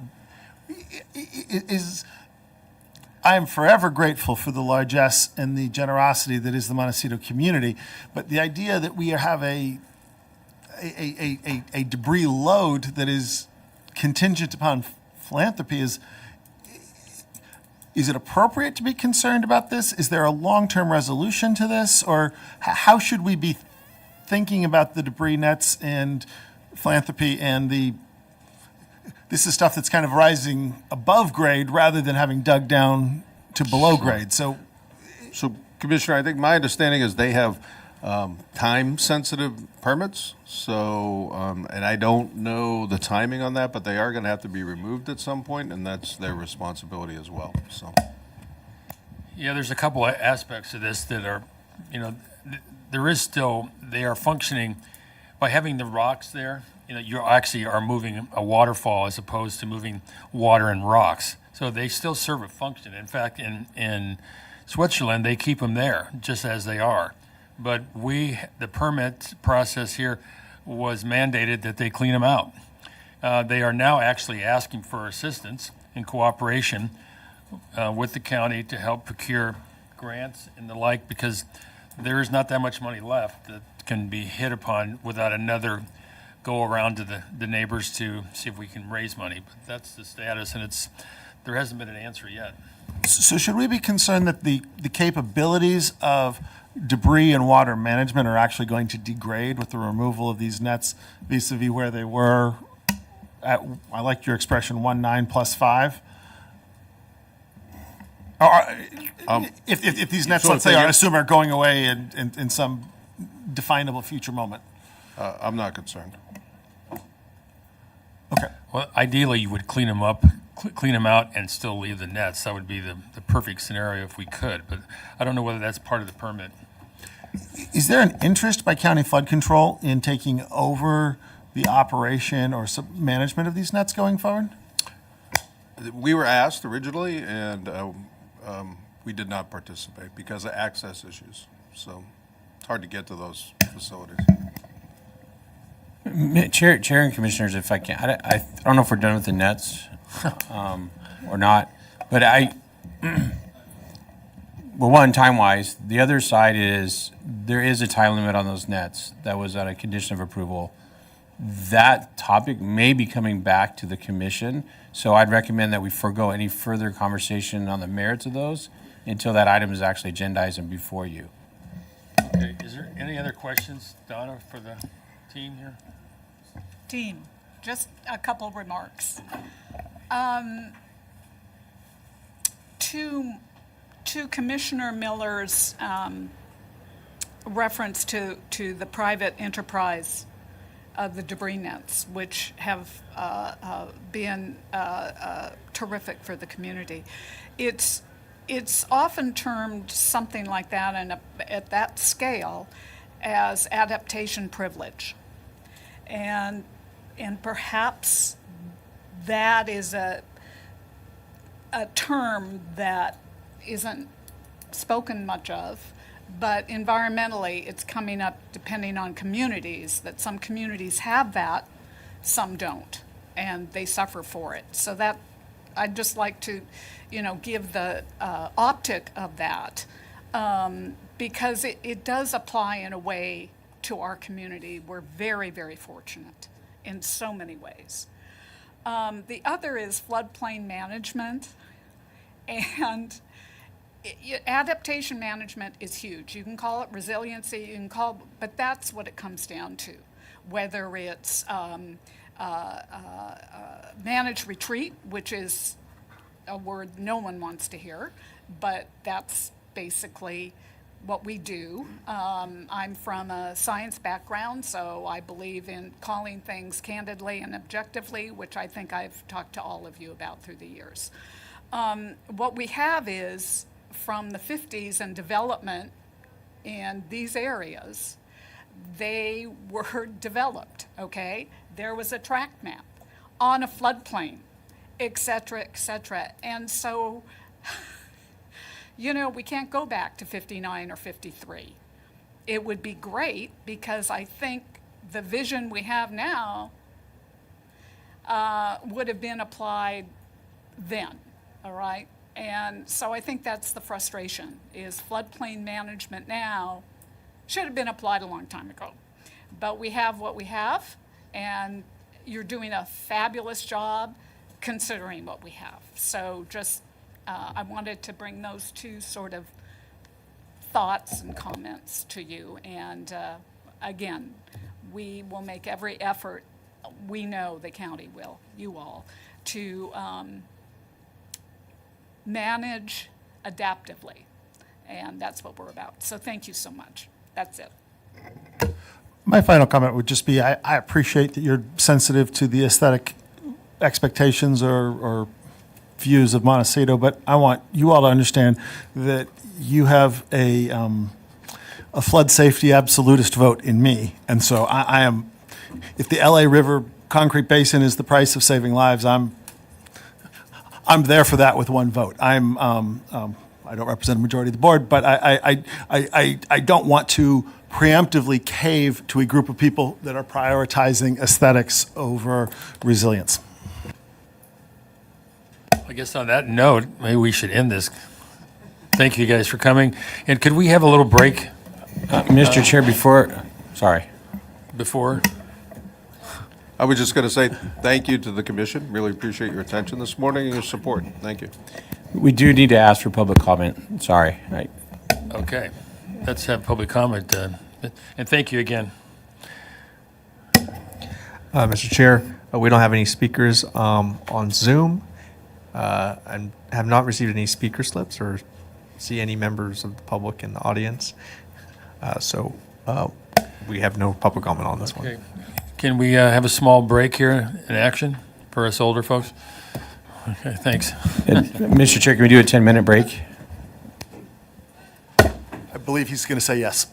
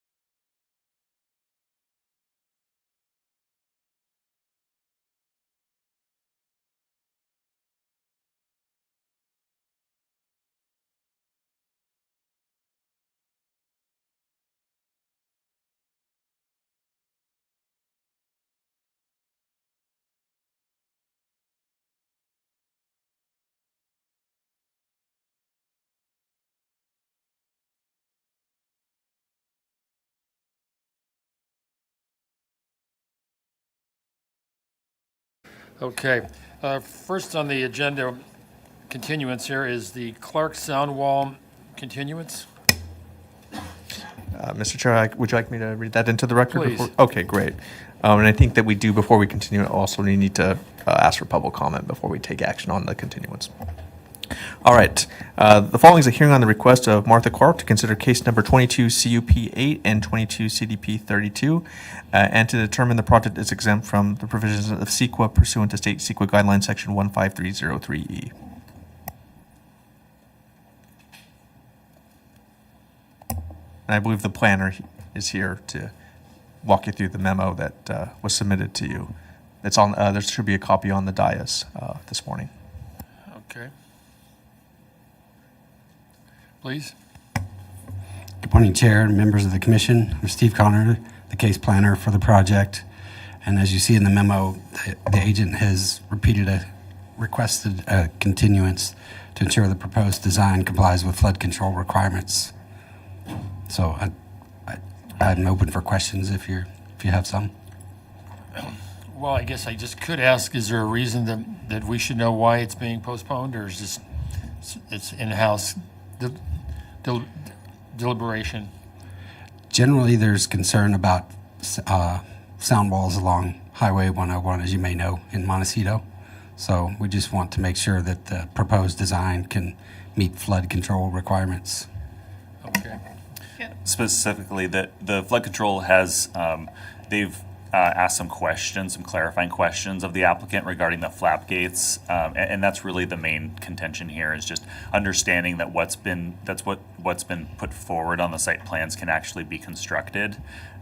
There's multiple ways that it could be done, but the applicant wanted more time to make sure that what they've proposed can actually be done, because that's really what they're hoping to do. So we figured it was best to have that ironed out before this commission grants approval. Okay, thank you. Any comments from public comments? No public comment on this one. Okay. I guess that concludes that. We'll see you next month on that issue. Thank you. But while you're here, So, Mr. Chair, sorry for interrupting, but we will need a motion on that one.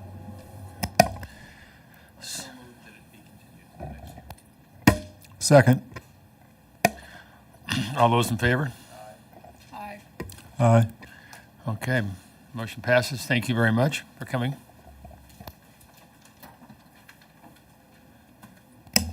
All right, I believe we're going to go back to the comprehensive plan annual progress report. You can read that into the record. Staff is requesting that the Montecito Planning Commission receive and file the 2022 comprehensive plan annual progress report.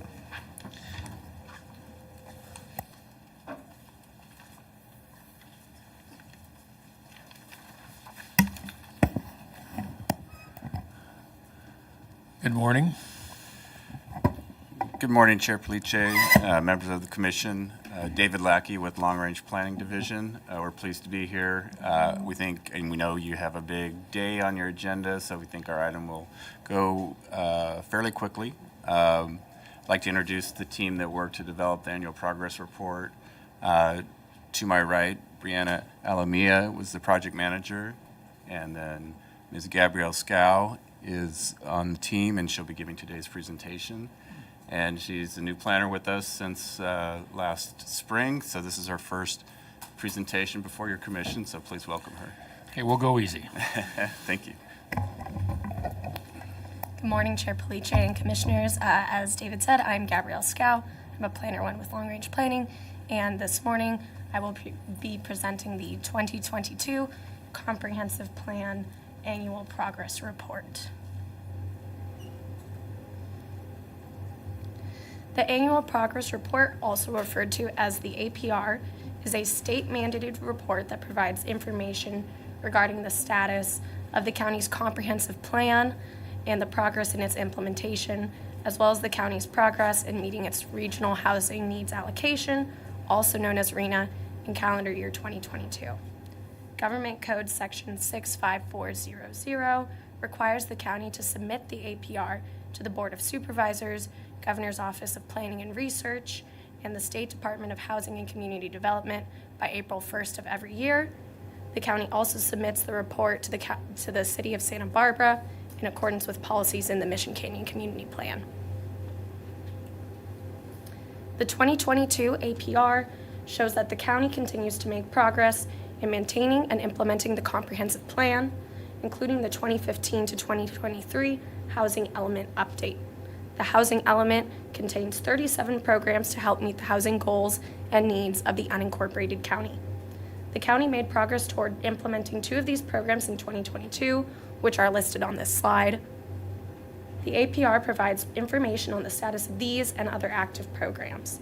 County staff conducted comprehensive plan updates included in the 2022 annual work program to the circulation element, the safety element, the land use element, the environmental justice element, and the housing element. This slide provides a list of projects that the county worked on in 2022, which affect portions of Montecito. Projects noted with CZO only affected the coastal zone portion of Montecito. The APR also summarizes the county's progress in meeting its RHNA for the 2015 to 2023 housing element period. RHNA progress is determined by the number of building permits that the county issued for new housing units in calendar year 2022. This includes permits issued for housing units such as single-family dwellings, multifamily dwellings, accessory dwelling units, and agricultural employee dwellings. Previously, state HCD did not include replacement units such as demolition and disaster rebuilds towards the RHNA progress, but as of 2022, these units are now included. Group quarters such as dorms are still not included. The APR reports the estimated affordability level of each housing unit based on the 2022 state income limits, which are adjusted for household size, and based off of available local housing data. Local housing costs are researched and estimated by zip code, and therefore affordability level of most units depends on their location. In some areas of the county, even small units are not affordable to lower income households, and therefore the county cannot automatically assume that all accessory dwelling units and agricultural employee dwellings are affordable by design. This table shows the number of permits that the county issued for new housing units organized by income category within the unincorporated county for calendar years 2014 to 2022. The last row of the table shows the county's RHNA for each income category for the planning period. In 2022, the county issued building permits for 272 new housing units, which is a decrease from the 390 units permitted in 2021. As you can see, the county has exceeded its 2014 to 2022 RHNA for low, moderate, and above moderate income categories. In that same time, the county has only met 46% of its very low income RHNA. As shown in the second to last row, the county has issued permits for 73 very low and 266 low income units in total. But most of these units came from accessory dwelling units and large affordable housing projects in 2015 and 2021. As the county continues this trend of permitting few very low income units, it continues to fall further behind in meeting its RHNA and remains subject to SB 35, which I will discuss in a later slide. This graph shows the same information as the previous slide, the number of building permits that the county issued for the new housing units from 2014 to 2022 organized by income category. The blue columns show the county's total issued building permits, while the yellow columns show the county's RHNA allocation from 2014 to 2022. The last set of columns on the right shows the county's total RHNA for 2014 to 2022 planning period, which is 661 units. At 2,063 units, the county has far exceeded its above moderate, moderate, and low RHNA. However, the county has only issued 73 very low income units, or 46% of its RHNA.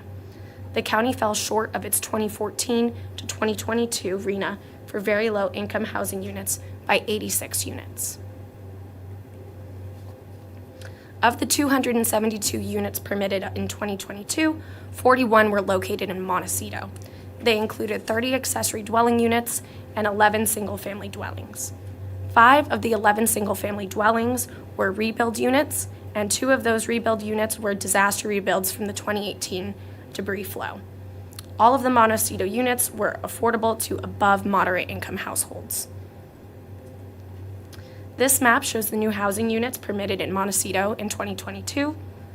New single-family dwellings are shown as yellow dots on the map, and accessory dwelling units are shown as red dots on the map.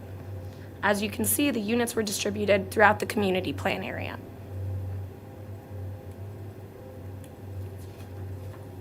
Senate Bill 35, codified at Government Code Section 65913.4, establishes a mandatory streamlined ministerial approval process for qualifying housing developments in jurisdictions that have not met their pro rata share of RHNA or have not submitted APRs.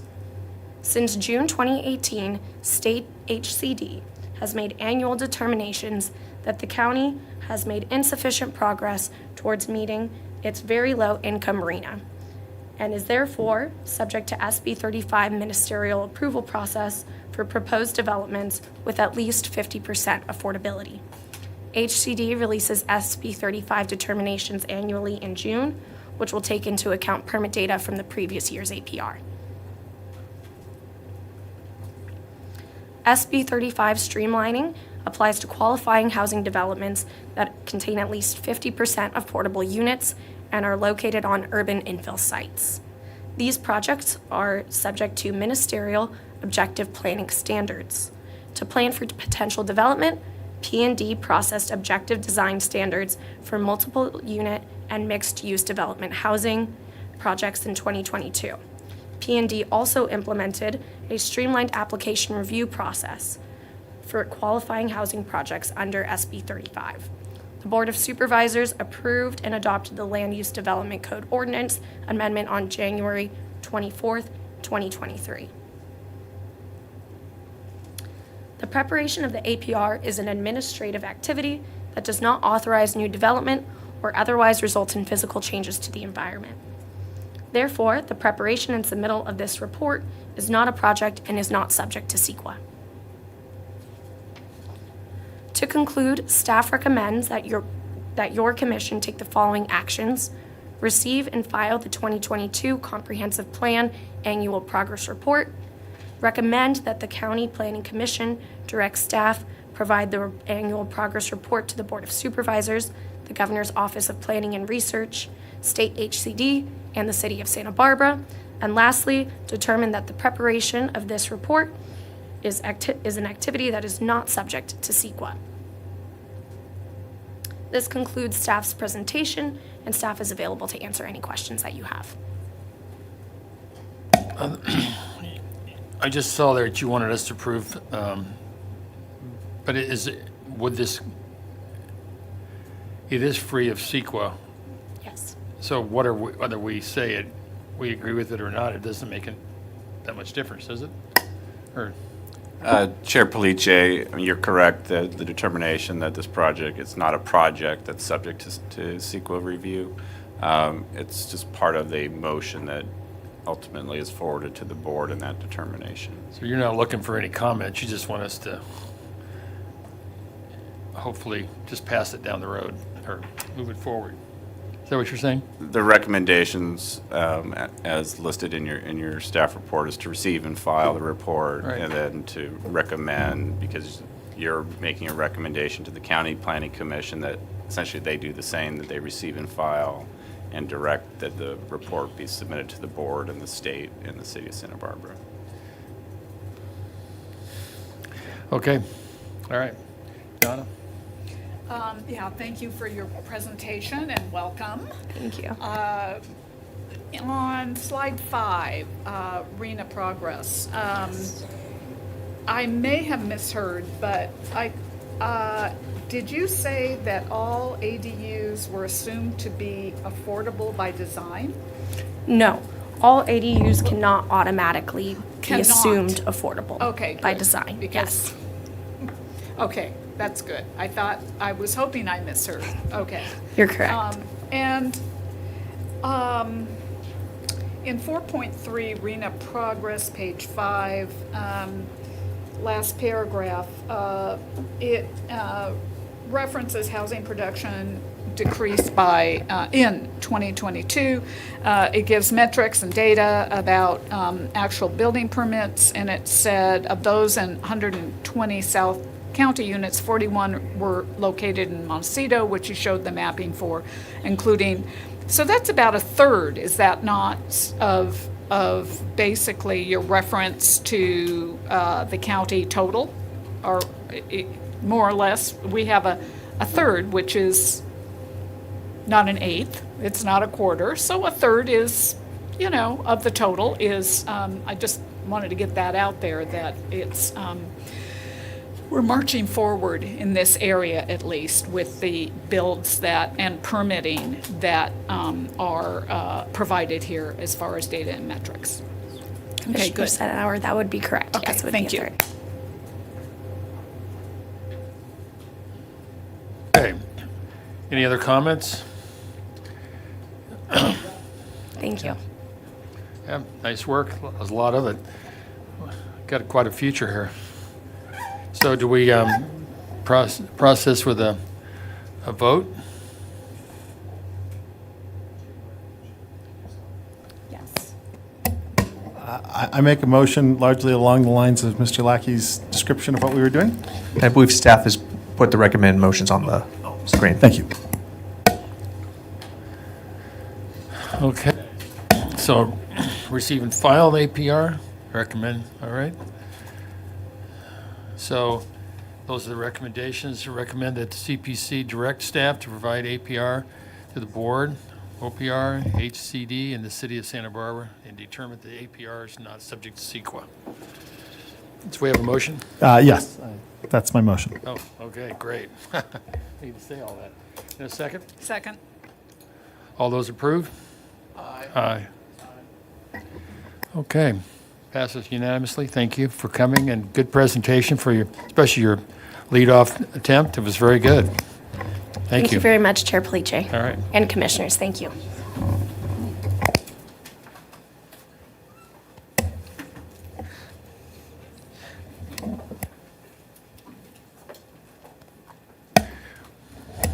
All right, our next item is the Santa Barbara Cemetery grading project. Following is a hearing on the request of Charles McClure, agent for the Santa Barbara Cemetery Association, to consider case numbers 22 AMD3, 22 CDH10, and to determine the project is exempt from the provisions of CEQA pursuant to State CEQA Guideline Section 15301. Ex parte, before or after, Chair? Yes. Do you want ex parte before or after the? Let's do it now. Yes, I visited the cemetery when this was first before us in November, and I so stated at the time. So just a review of that. Thank you. Anybody else? I guess not. So we had plenty of discussion before, as I recall, but we have an update and then potentially a yea or nay on this project. So shall we get started? Did you read the record already? Mr. Chair, that is correct. This is a continued item. I'm just, if staff hasn't already indicated it, the applicant and the staff planner are both remote. So this will be a new experience for the commission to interact in a hybrid environment. So I'll direct it to Ms. Vosberg, who is remote, to give you an update on the current status. Okay, thank you.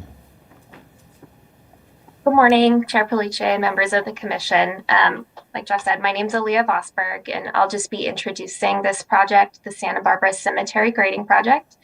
Its case numbers 22 AMD3 and 22 CDH10. The project is as a reminder, a request for an amendment of the Santa Barbara Cemetery's operating conditional use permit to allow installation of precast concrete crypts in the Linda Vista section of the cemetery. This project was previously reviewed during the November 16th hearing and was continued with a request for a peer review of the project arborist report. The peer review was completed by Bill Spiewak and is included as attachment B to the staff memo. As discussed in the memo, the original arborist report characterized the existing Morton Bay fig as being in poor health and supported the fig tree's removal. However, the peer review found that while portions of the tree are in a state of decline, the overall health of the fig tree is characterized as being in fair to good condition, and recommended that the project activities occurring in proximity to the fig tree be limited to areas outside of the drip line. So as a result, the applicant revised the project plans to show that the fig tree will be retained and the project footprint reduced to areas outside of the drip line. Those revised plans were included as attachment D to your staff memo and resulted in minor revisions of the project description, were incorporated into the findings, conditions, and CEQA exemption, which were included in attachments A, B, and C of the staff memo.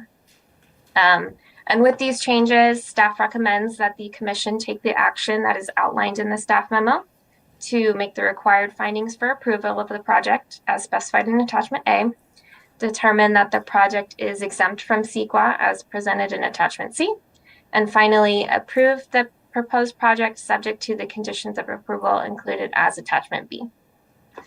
And myself and the project applicant or agent for the applicant, Charles McClure, are present and available for any questions. Thank you. Questions, Mr. Steinhardt? Yes, thank you very much. Are the peer review are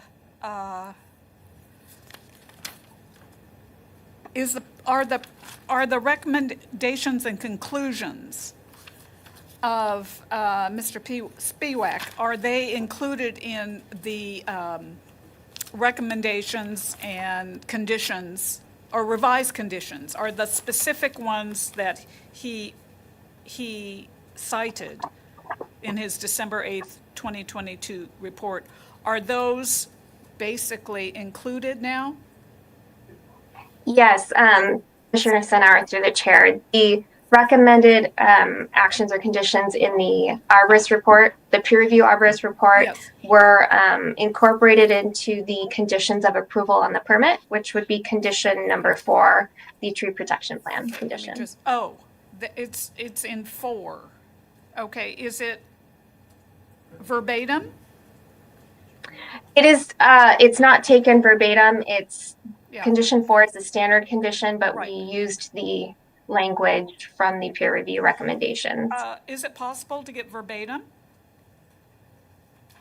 I think that we could revise the conditions prior to action. I don't have the verbatim language in front of me, but Commissioner think Senauer, if- was there a specific aspect that you were looking to include in the condition? I think it's much more specific than in 4, which has been, the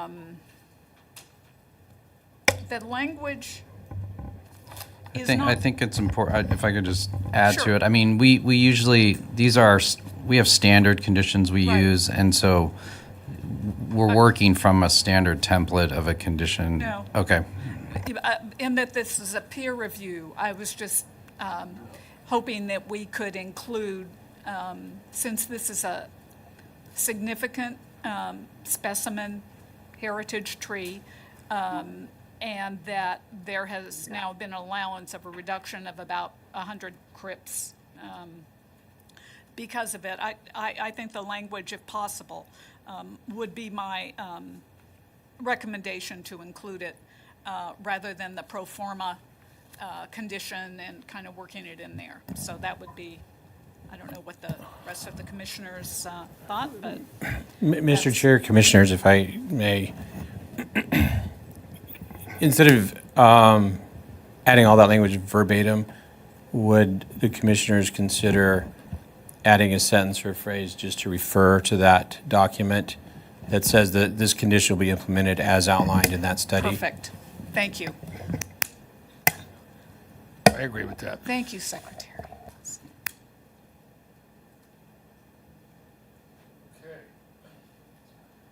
Any other questions? I think we're in pretty good shape here. Anything from the public comments, or do we I've received no public requests to speak on this item. So maybe call for a vote? I think you have to make a motion. Okay, we have a motion from, Mr. Chair and Commissioners, I would recommend using the recommended actions in the memo, and the motion maker just indicate subject to the conditions as revised today. okay. Make a motion. Make the recommended findings for approval of the project specified in attachment A of the staff memorandum, including sequel findings. I'm sorry. To make the required findings for approval of the project specified in attachment A of the staff memorandum, including CEQA findings, determine the project is exempt from CEQA pursuant to CEQA guidelines section 15301 and 15304, included as attachment C of the staff memorandum, approve the project case numbers 22 AMD 00000, 00003, and 00010, I'm skipping out the beginning, subject to the conditions of approval included as attachments B1 and B2 of the staff memorandum, and that we add as a reference the SPVAC memorandum as far as the tree protection is concerned within this project. Nice job. Is there a second? This is the revised, correct? Okay, all right, yes, a second. All those in favor? Aye. Aye. Aye. Aye. Okay. Yes. Yes, good. All righty, thank you for coming. You didn't say much, but you're here. The remote crowd, thank you for being on your computer.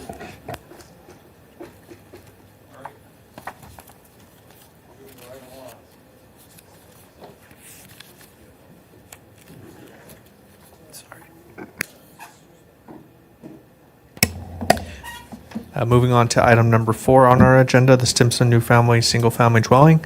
The following is a hearing on the request of Brad and Janet Stimson, property owners, to consider case number 21 CDH 40 and to determine no subsequent environmental impact report or negative declaration shall be prepared for the project pursuant to state CEQA guidelines section 15164. Okay, before we get started, is any ex parte?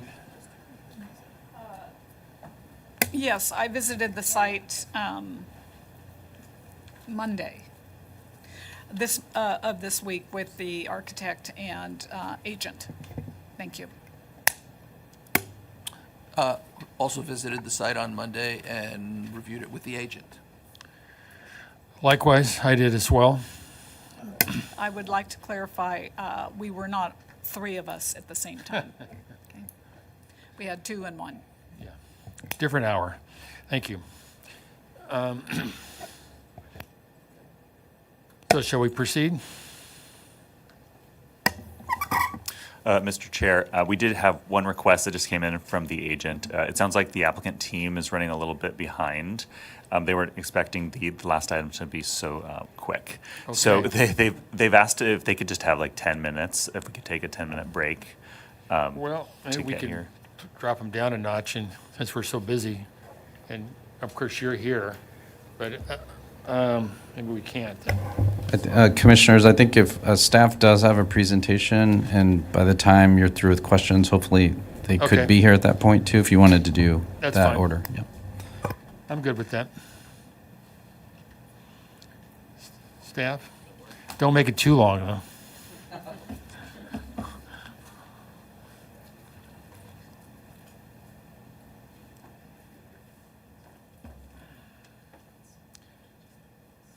Do you recommend this, Jeff, to proceed this way? Okay.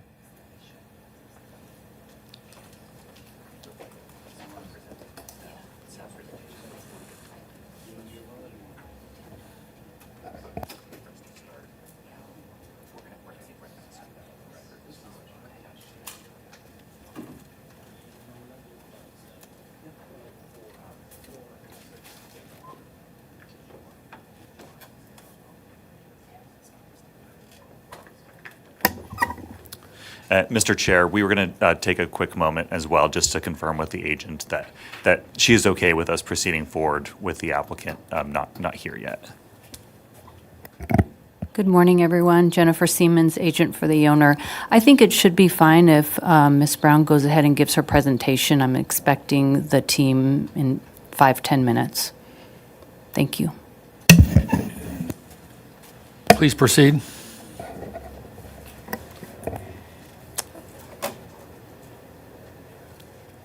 This one? Okay. Good morning, Chair and members of the Commission. I will be presenting the proposal for the Stimson new single-family dwelling project. This is an aerial view of the proposed project site. The project is located at 2080 Creekside Road in a portion of Montecito between Sheffield Drive, Ortega Hill Road, and Ortega Ridge Road, half a mile north of the Pacific Ocean coastline. Access is provided off of Creekside Road. Here are some photos of the site. The far left photo is facing north from the south side of the parcel. The middle photo is facing south from the southwest area of the parcel. And the far right photo is facing north along the access road. The project is a request for a coastal development permit to allow demolition of an existing storage shed and construction of a new 5,362 net square foot two-story residence, a 1,126 net square foot attached garage, patios and decks, an 800 square foot cabana, a 462 square foot workshop, a new pool, and a new driveway with entry gate. The project also includes remediation of an existing landslide area. Grading will include 63,265 cubic yards of cut and fill for landslide repair work. Removal of the fill and landslide remediation is required to provide the necessary factor of safety for development based on the engineering standard for permanent slopes. The environmental impacts report identified a significant but mitigable impacts under geologic processes due to areas of unstable artificial fill, seismic activity, and increased erosion and runoff from raising existing ground elevations.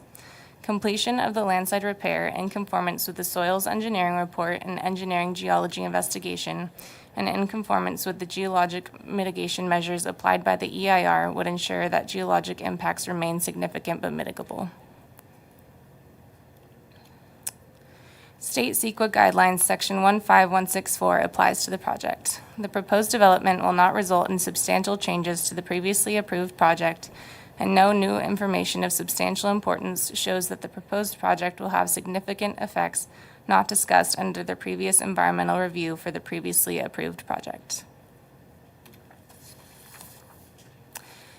Staff recommends that your commission make the required findings for approval of the project, determine that no subsequent environmental impact report or negative declaration shall be prepared for this project pursuant to CEQA Section 15164, and approve the project subject to the conditions of approval.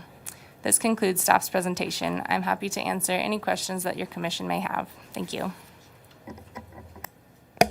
Yeah, I have a question. 63,000 yards of excavation. Unfortunately, it's not going anywhere. It's staying on site, correct?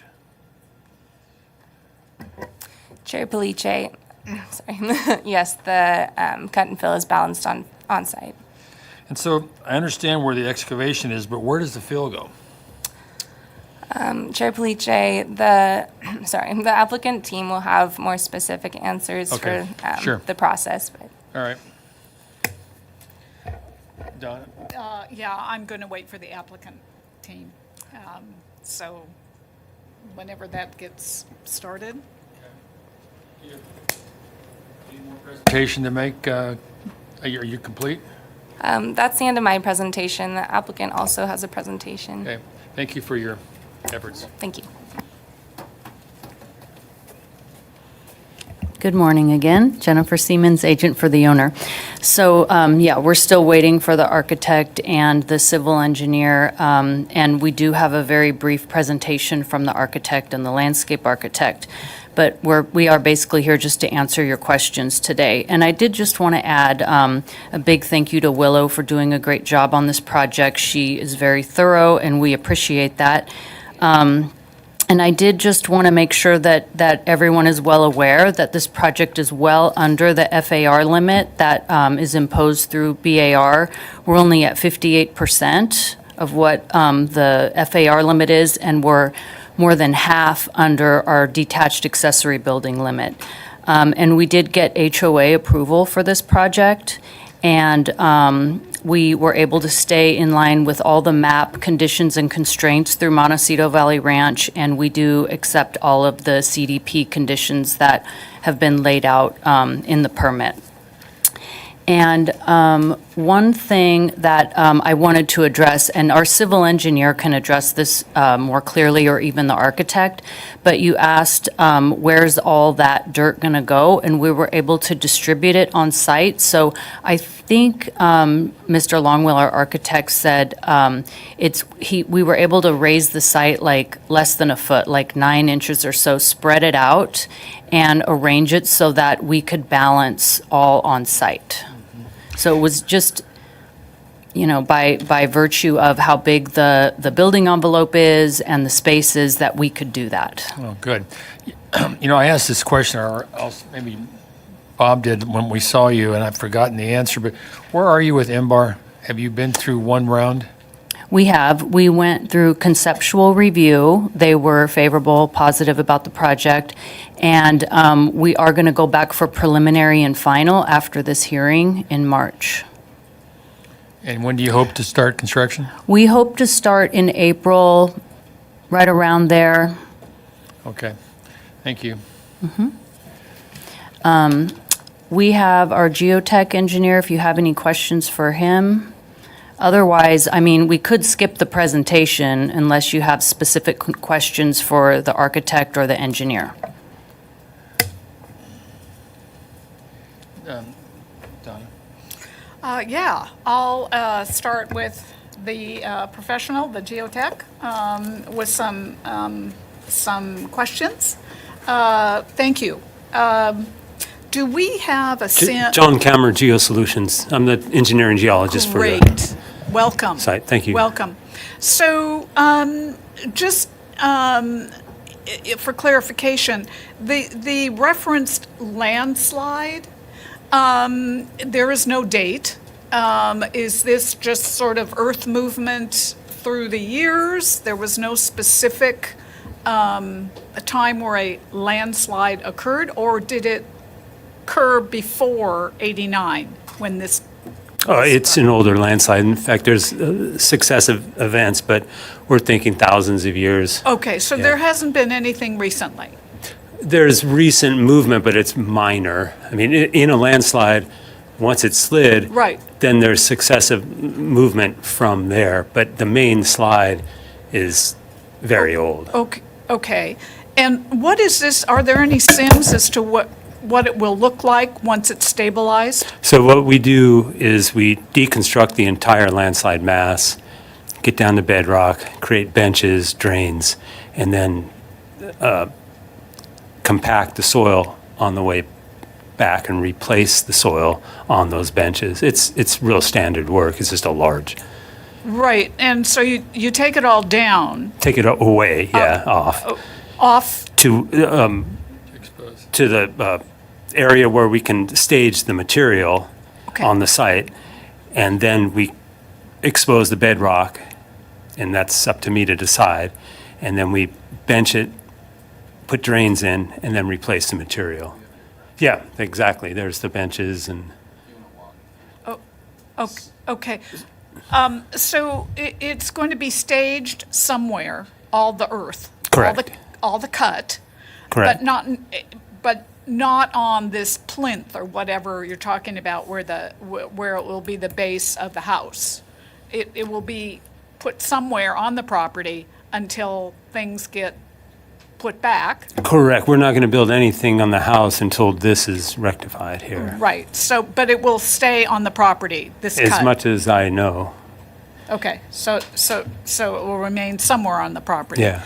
Are there any retaining walls at all For your work? no, it's just all earthwork that we're doing. Okay. So the distance from the rear of the house to the work, once it's stabilized, There's no retaining wall? There It's is a just all- garden wall, I'm understanding, that is between the house and the slide, but it's nothing to retain the slide. The slide will have its own, it won't be there anymore. That's a And lot of, It's a lot of earth. it's a lot of. It's a big earth. grading job, yeah. Yeah. But it's standard what we do. Okay. I mean, it's standard in the industry to do this sort of thing, remove it, create the benches, down to stable bedrock, and then replace in compacted And is lifts. there a guarantee then that it will be stabilized permanently? That's how we replace the landslides. Guarantee meaning that it'll never slide again.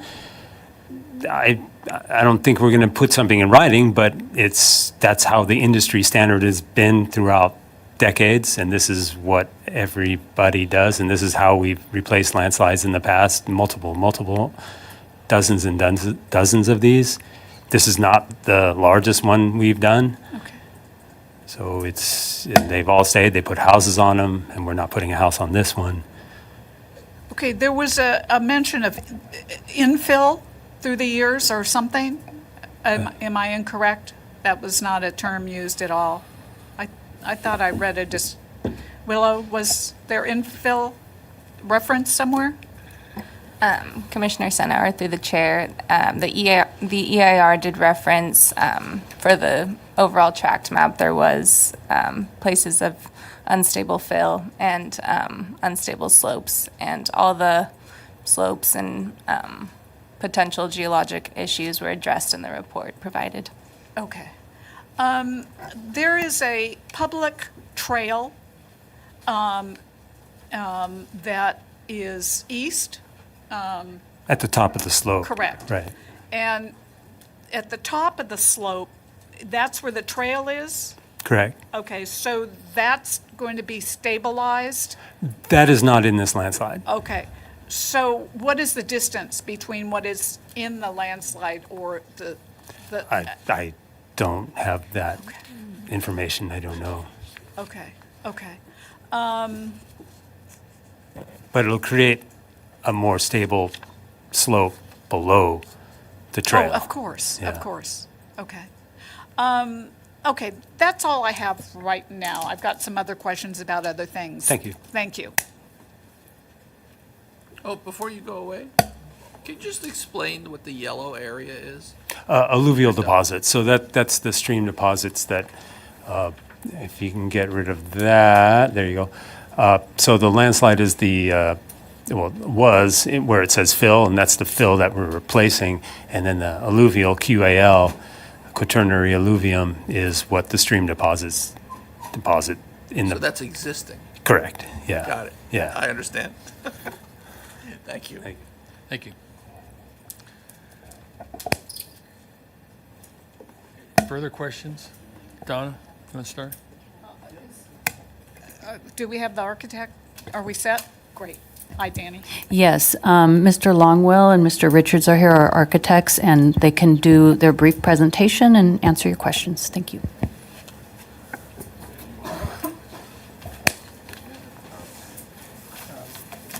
Yeah, I think Willow's. Commissioner Sinar, do have that permeable exhibit, if you want to bring that.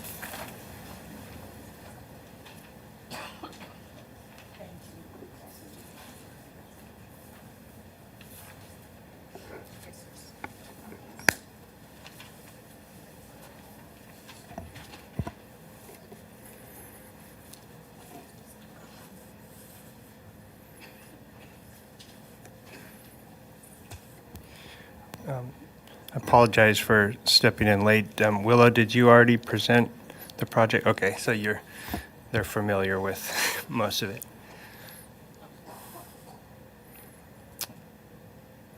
So you can, I think, just go slide by slide. This is kind of an abbreviated version from an architectural standpoint. Here's some photos of the surrounding community. Mr. Chair and Commissioners, if we could pause for a second. The information that was just handed out to the commissioners, we need to understand what was just handed out and if it was new information. It was a requested bit of information from a site visit earlier this week. So Willow is the planner. I'm sorry, Ms. Brown is indicating to me that this is one of the exhibits that she gave me just to have in the pocket. So I'll make sure to post that online.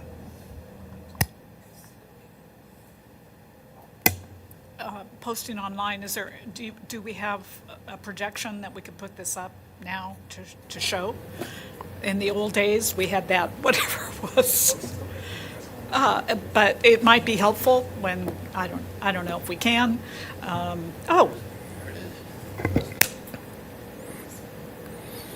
Yeah, so we can start on this. I think Commissioner Sinauer at the site meeting wasn't clear from the drawings how the permeable surfaces versus impermeable surfaces were calculated, and asked for some clarification on that. So this is a diagram showing in red the areas that are of improvement that will be impermeable, and the other areas which would be permeable in terms of paving. And there's a 15,000 square foot threshold for the stormwater tiers. So this is demonstrating that we've stayed under that threshold to a lower level of requirements for stormwater treatment.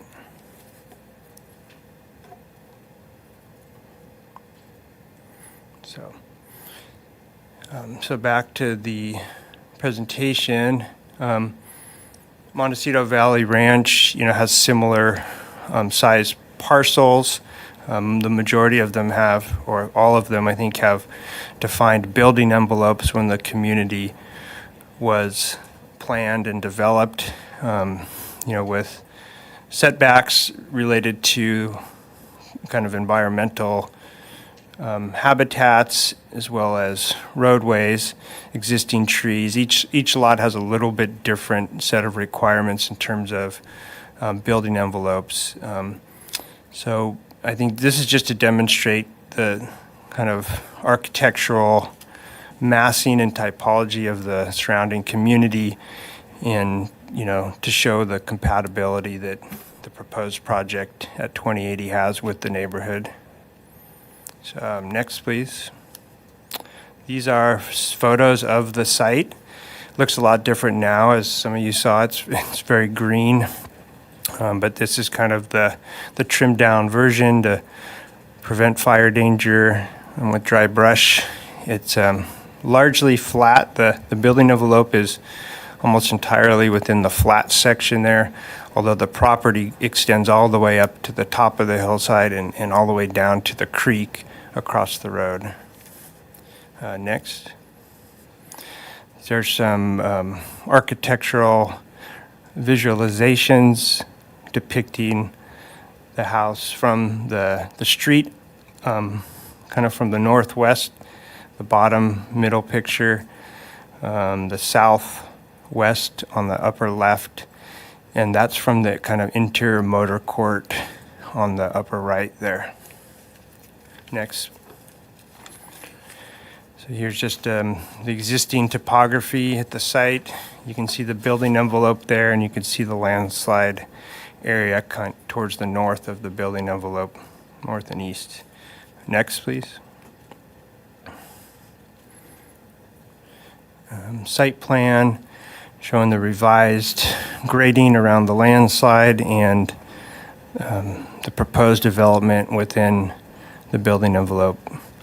And the courtyard is, has a little driveway. It's protected kind of off the street visually, and there's a future ADU plan that kind of makes the motor court fully contained.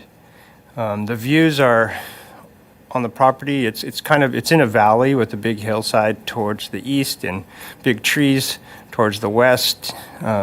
So the views that are best on the property are really up to the north to the mountains. It's very private, so the majority of the private outdoor area is towards the north of the main house. Most of the development is kind of planned along the hillside, away from the street, so it's kind of nestled in there. The taller two-story portion of the main house is kind of in the middle of the building envelope and up against the hill, just to kind of buffer the massing, the visual impact of the proposed development from the road and the trail that runs along the creek. Next. Architectural elevations. We have the garage is attached. We've got, I guess this shows, you can see the middle elevation number 3. That's from the hillside, so that elevation is not really visible from anywhere at that level. But that's kind of shows how we've tucked those taller portions of the building up against the hillside. You can kind of see it in number 1 too. The smaller, lower gables are closer to the street frontage, kind of reducing the visual massing of the development. And I think the intention was to create kind of a village-like feel in architecture typology that's consistent in Montecito with, Mediterranean, also some ranch house typology, and that's really what the Homeowners Association of Montecito Valley Ranch kind of fits right into their description of the desired architectural language within that community, and they were really happy with it. Next, please. While you have that up, the height, it's now 28 vis-a-vis 25. Can you go over that, why we have this up? Thank you. Yeah, sure. So on the lower elevation shows kind of the worst condition of height, and the 25 feet is the max height with a pitched roof of a slope of 4 and 12 or greater. You're allowed to go to 28 feet. So you get that extra 3 feet, and that's just to encourage pitched roofs and not have everyone, I think, doing flat roof structures. So. Thank you. There's a little workshop as you enter, kind of functions aesthetically as like a gatehouse. A little gate going up the driveway, again, trying to keep that smaller village-like aesthetic to the development. Up top, there's a detached pool cabana that kind of reads like a miniature barn. It's just a kind of an open, lofty area up to the north of the property and tucked up against the hillside. Next. This is exterior lighting, fully shielded, dark sky compliant. Those 2 fixtures on the left, they look like there's a bulb, but the actual bulb is up in the hood. It just looks like a bulb, so the fixture actually looks normal during the day. It doesn't look like, wow, where'd the bulb go? So it may look like it's not compliant, but Santa Barbara Lighting makes these specific to comply with Montecito's light regulations. Next, please. And we're getting into landscape, so I'd like to invite Scott Menzel up to walk you through that.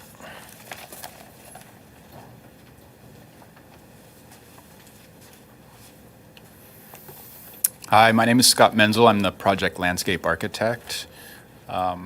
We're essentially starting with a blank slate on this property. We are not removing any trees. We are planting a lot of new trees, mainly between the private road and the residence. On this sheet, you're looking at the northern portion of the residence with a new pool and landscaping around the new pool. In the bottom left corner of the property, a fire truck turnaround. And then on the next sheet would be all of the proposed landscaping around the main residence and sport court. So we're emphasizing a lot of screen planting and trees, like I said, between the road and the residence, as well as on the southern boundary, which is on the right-hand side of this plan sheet where there is an existing residence. A lot of the new trees consist of drought-tolerant native oaks, olives, and arbutus or strawberry tree. The palette is mainly drought-tolerant. A lot of the hardscape materials are permeable out of necessity in order to comply with the stormwater requirements. So, for example, the motor court, which is to the right of the house, below the garage and left of the sport court, it's that square-shaped area. That's all permeable paving. The driveway is not because it's sloping a little too much. That's the general overview. Oh, one more thing that I will mention is east of the house, which is above the house at the upper portion of this sheet, there's a lot of grading that occurs on that hillside. We'd like to keep that hillside very natural looking. So our plan is to seed any disturbed area with a native erosion control mix so that it continues to blend seamlessly with the adjacent parcels. Thank you. Thank you.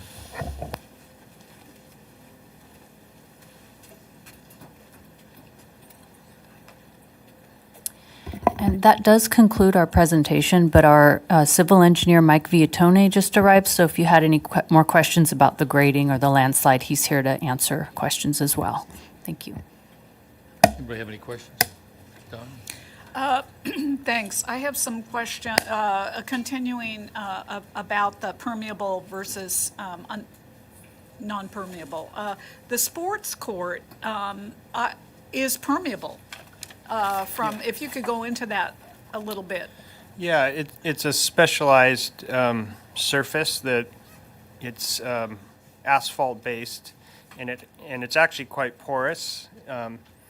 If you look closely, there's kind of little holes in it, but it's very flat and smooth otherwise, and just water just falls straight into it. And there's a significant base. Mike Viatone can describe better, but it's part of the permeability is the base below, which can hold a certain volume of water that would fall into it and keep it there until it percolates back. So that's the way we were able to get a sports court without going into another tier, which require even more extensive stormwater systems.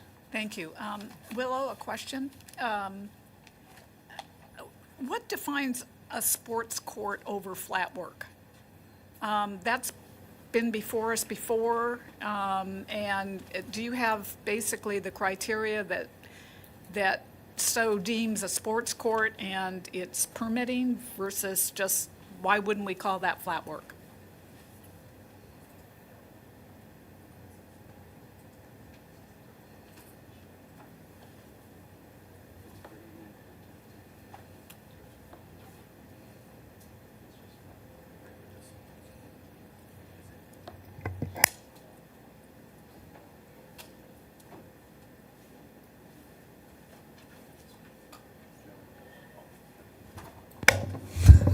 Okay, Mr. Chair and Commissioners, sorry for the delay.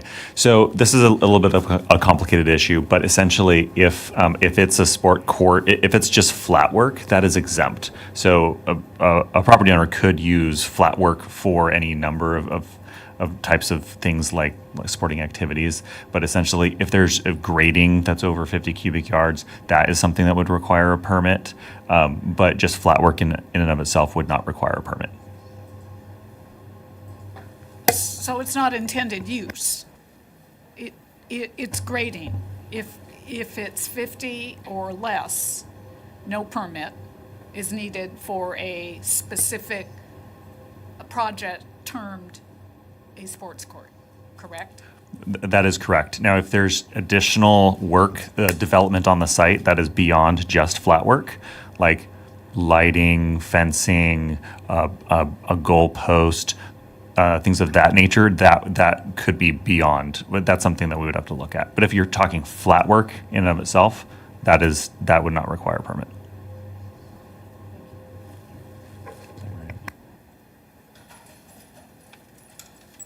Any other questions? Okay.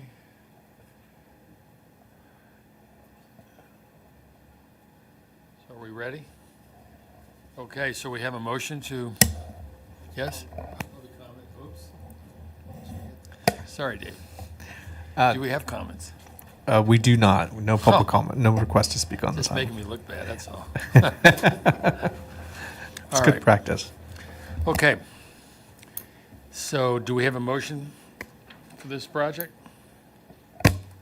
I move to approve the Stimson new single-family home or dwelling.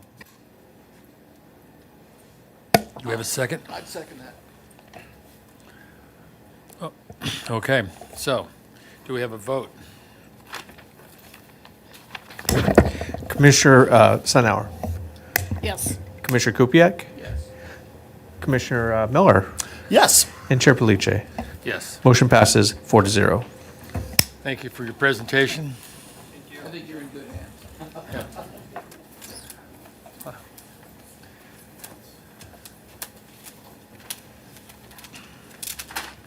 Enjoy your home. Yeah. Good luck. Yeah, they are. I just got off the phone with him. It's 10 minutes. His office is 10 minutes from here. Or actually, no, it's at Korea. It's like 10 minute walk.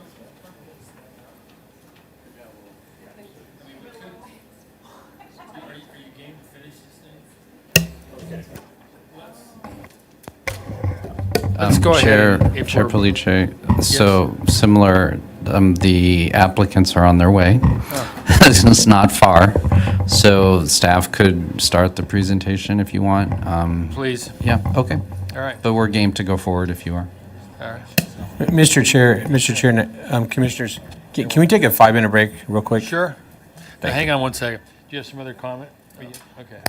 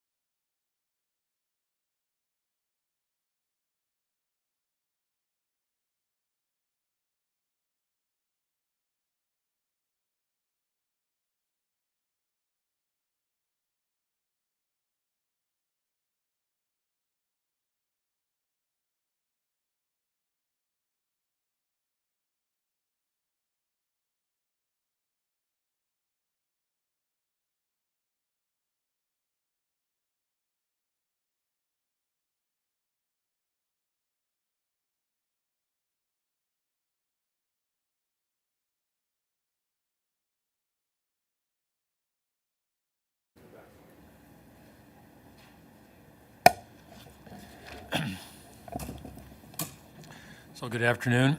Can we continue our meeting for item number 6?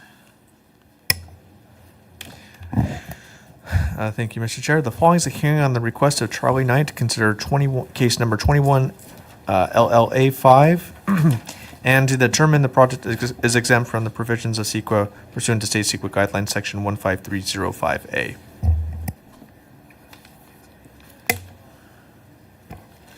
Okay. So we have our presentation. Oh, I have pardon me. ex parte. Sorry. Oh, Yes, I met with the agent yesterday, and I think it was yesterday. Was it not? It was yesterday.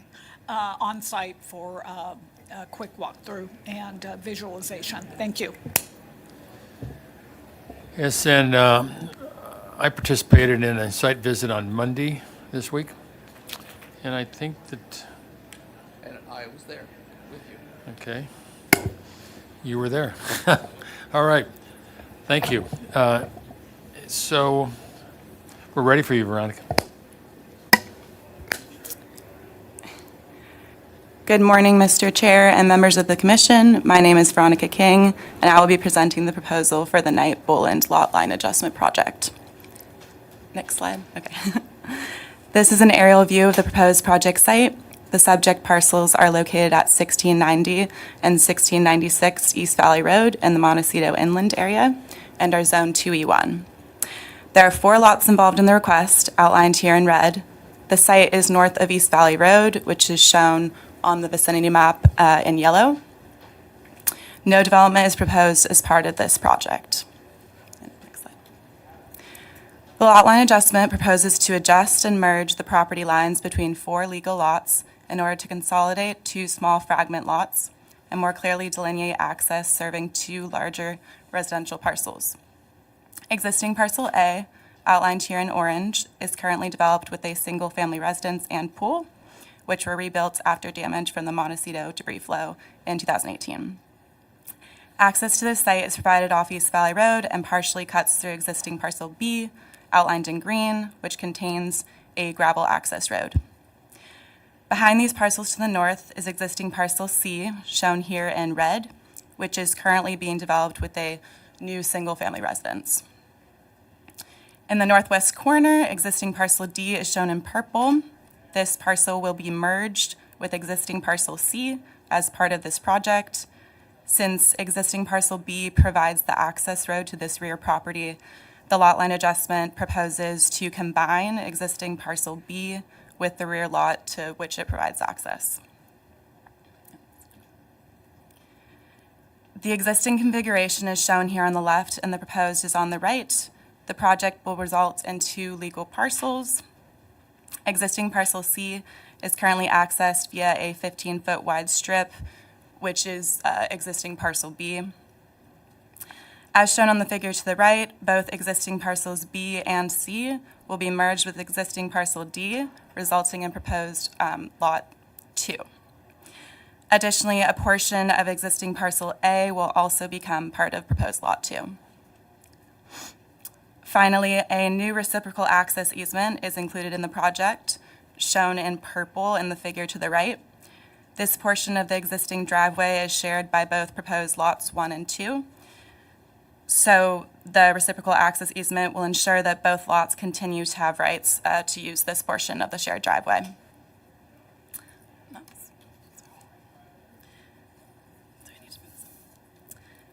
The lot line adjustment is consistent with the comprehensive plan, including the Montecito Community Plan.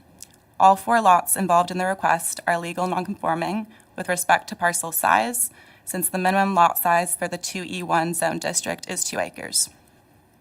The newly reconfigured lots will still not meet the minimum acreage.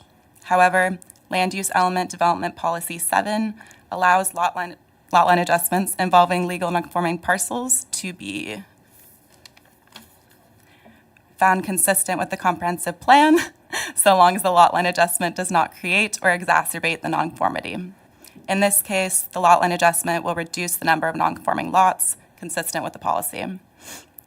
Additionally, pursuant to Land Use Element Development Policy 4, staff finds that adequate services exist to serve the reconfigured lots. The project is consistent with the MLUDC, specifically the residential zones lot and development standards, including setbacks, lot area, and lot width. The project is consistent with the setbacks for the E1 zone district and will not result in any code violations. Additionally, the project is consistent with all of Chapter 21 subdivision regulations as outlined in the staff report.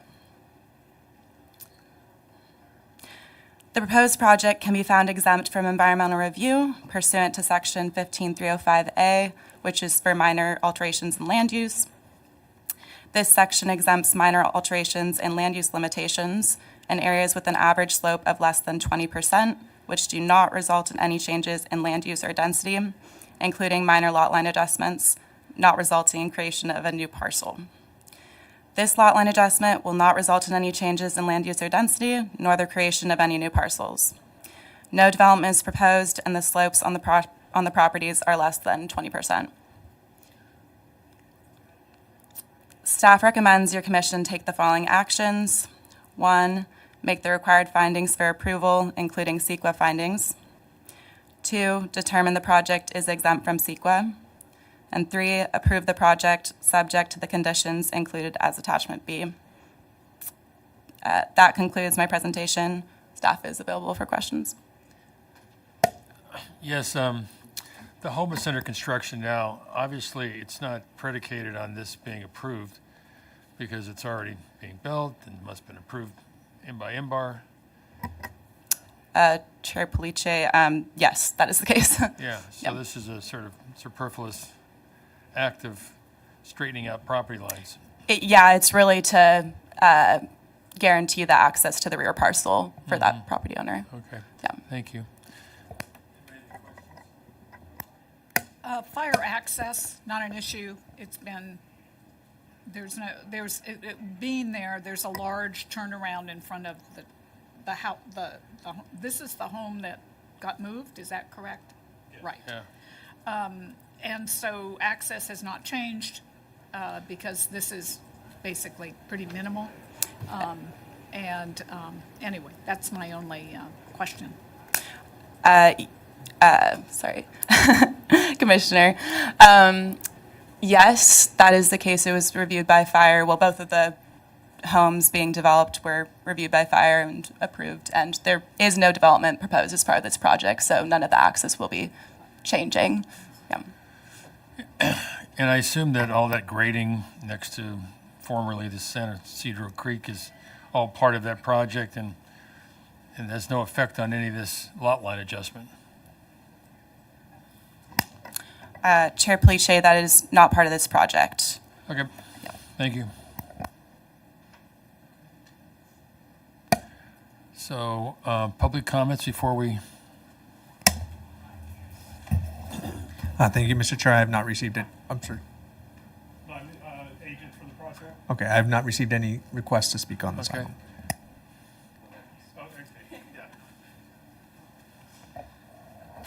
Good afternoon, Chair, Commissioners. My name is Don Poppy.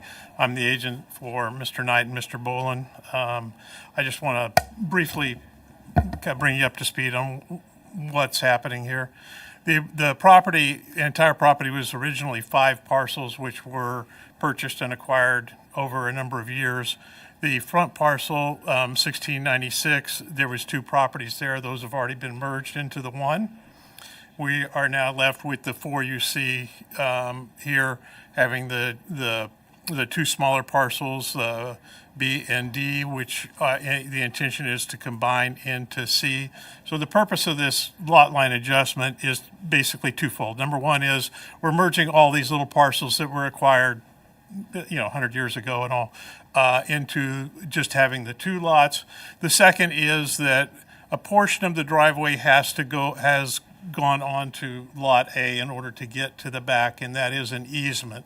The owners would prefer that obviously 1696 would prefer not to have a driveway easement on his property, and the owner of 1690 would basically prefer to own all of his driveway coming back. So basically for financial insurance reasons and those reasons, we're adjusting the lot line so that all of the parcels are merged into the two, and the owner of 1690 has fee ownership of his driveway.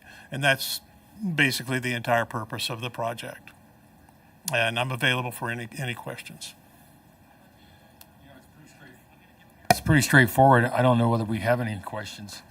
It doesn't look like it, so you're home free, unless we vote the other way.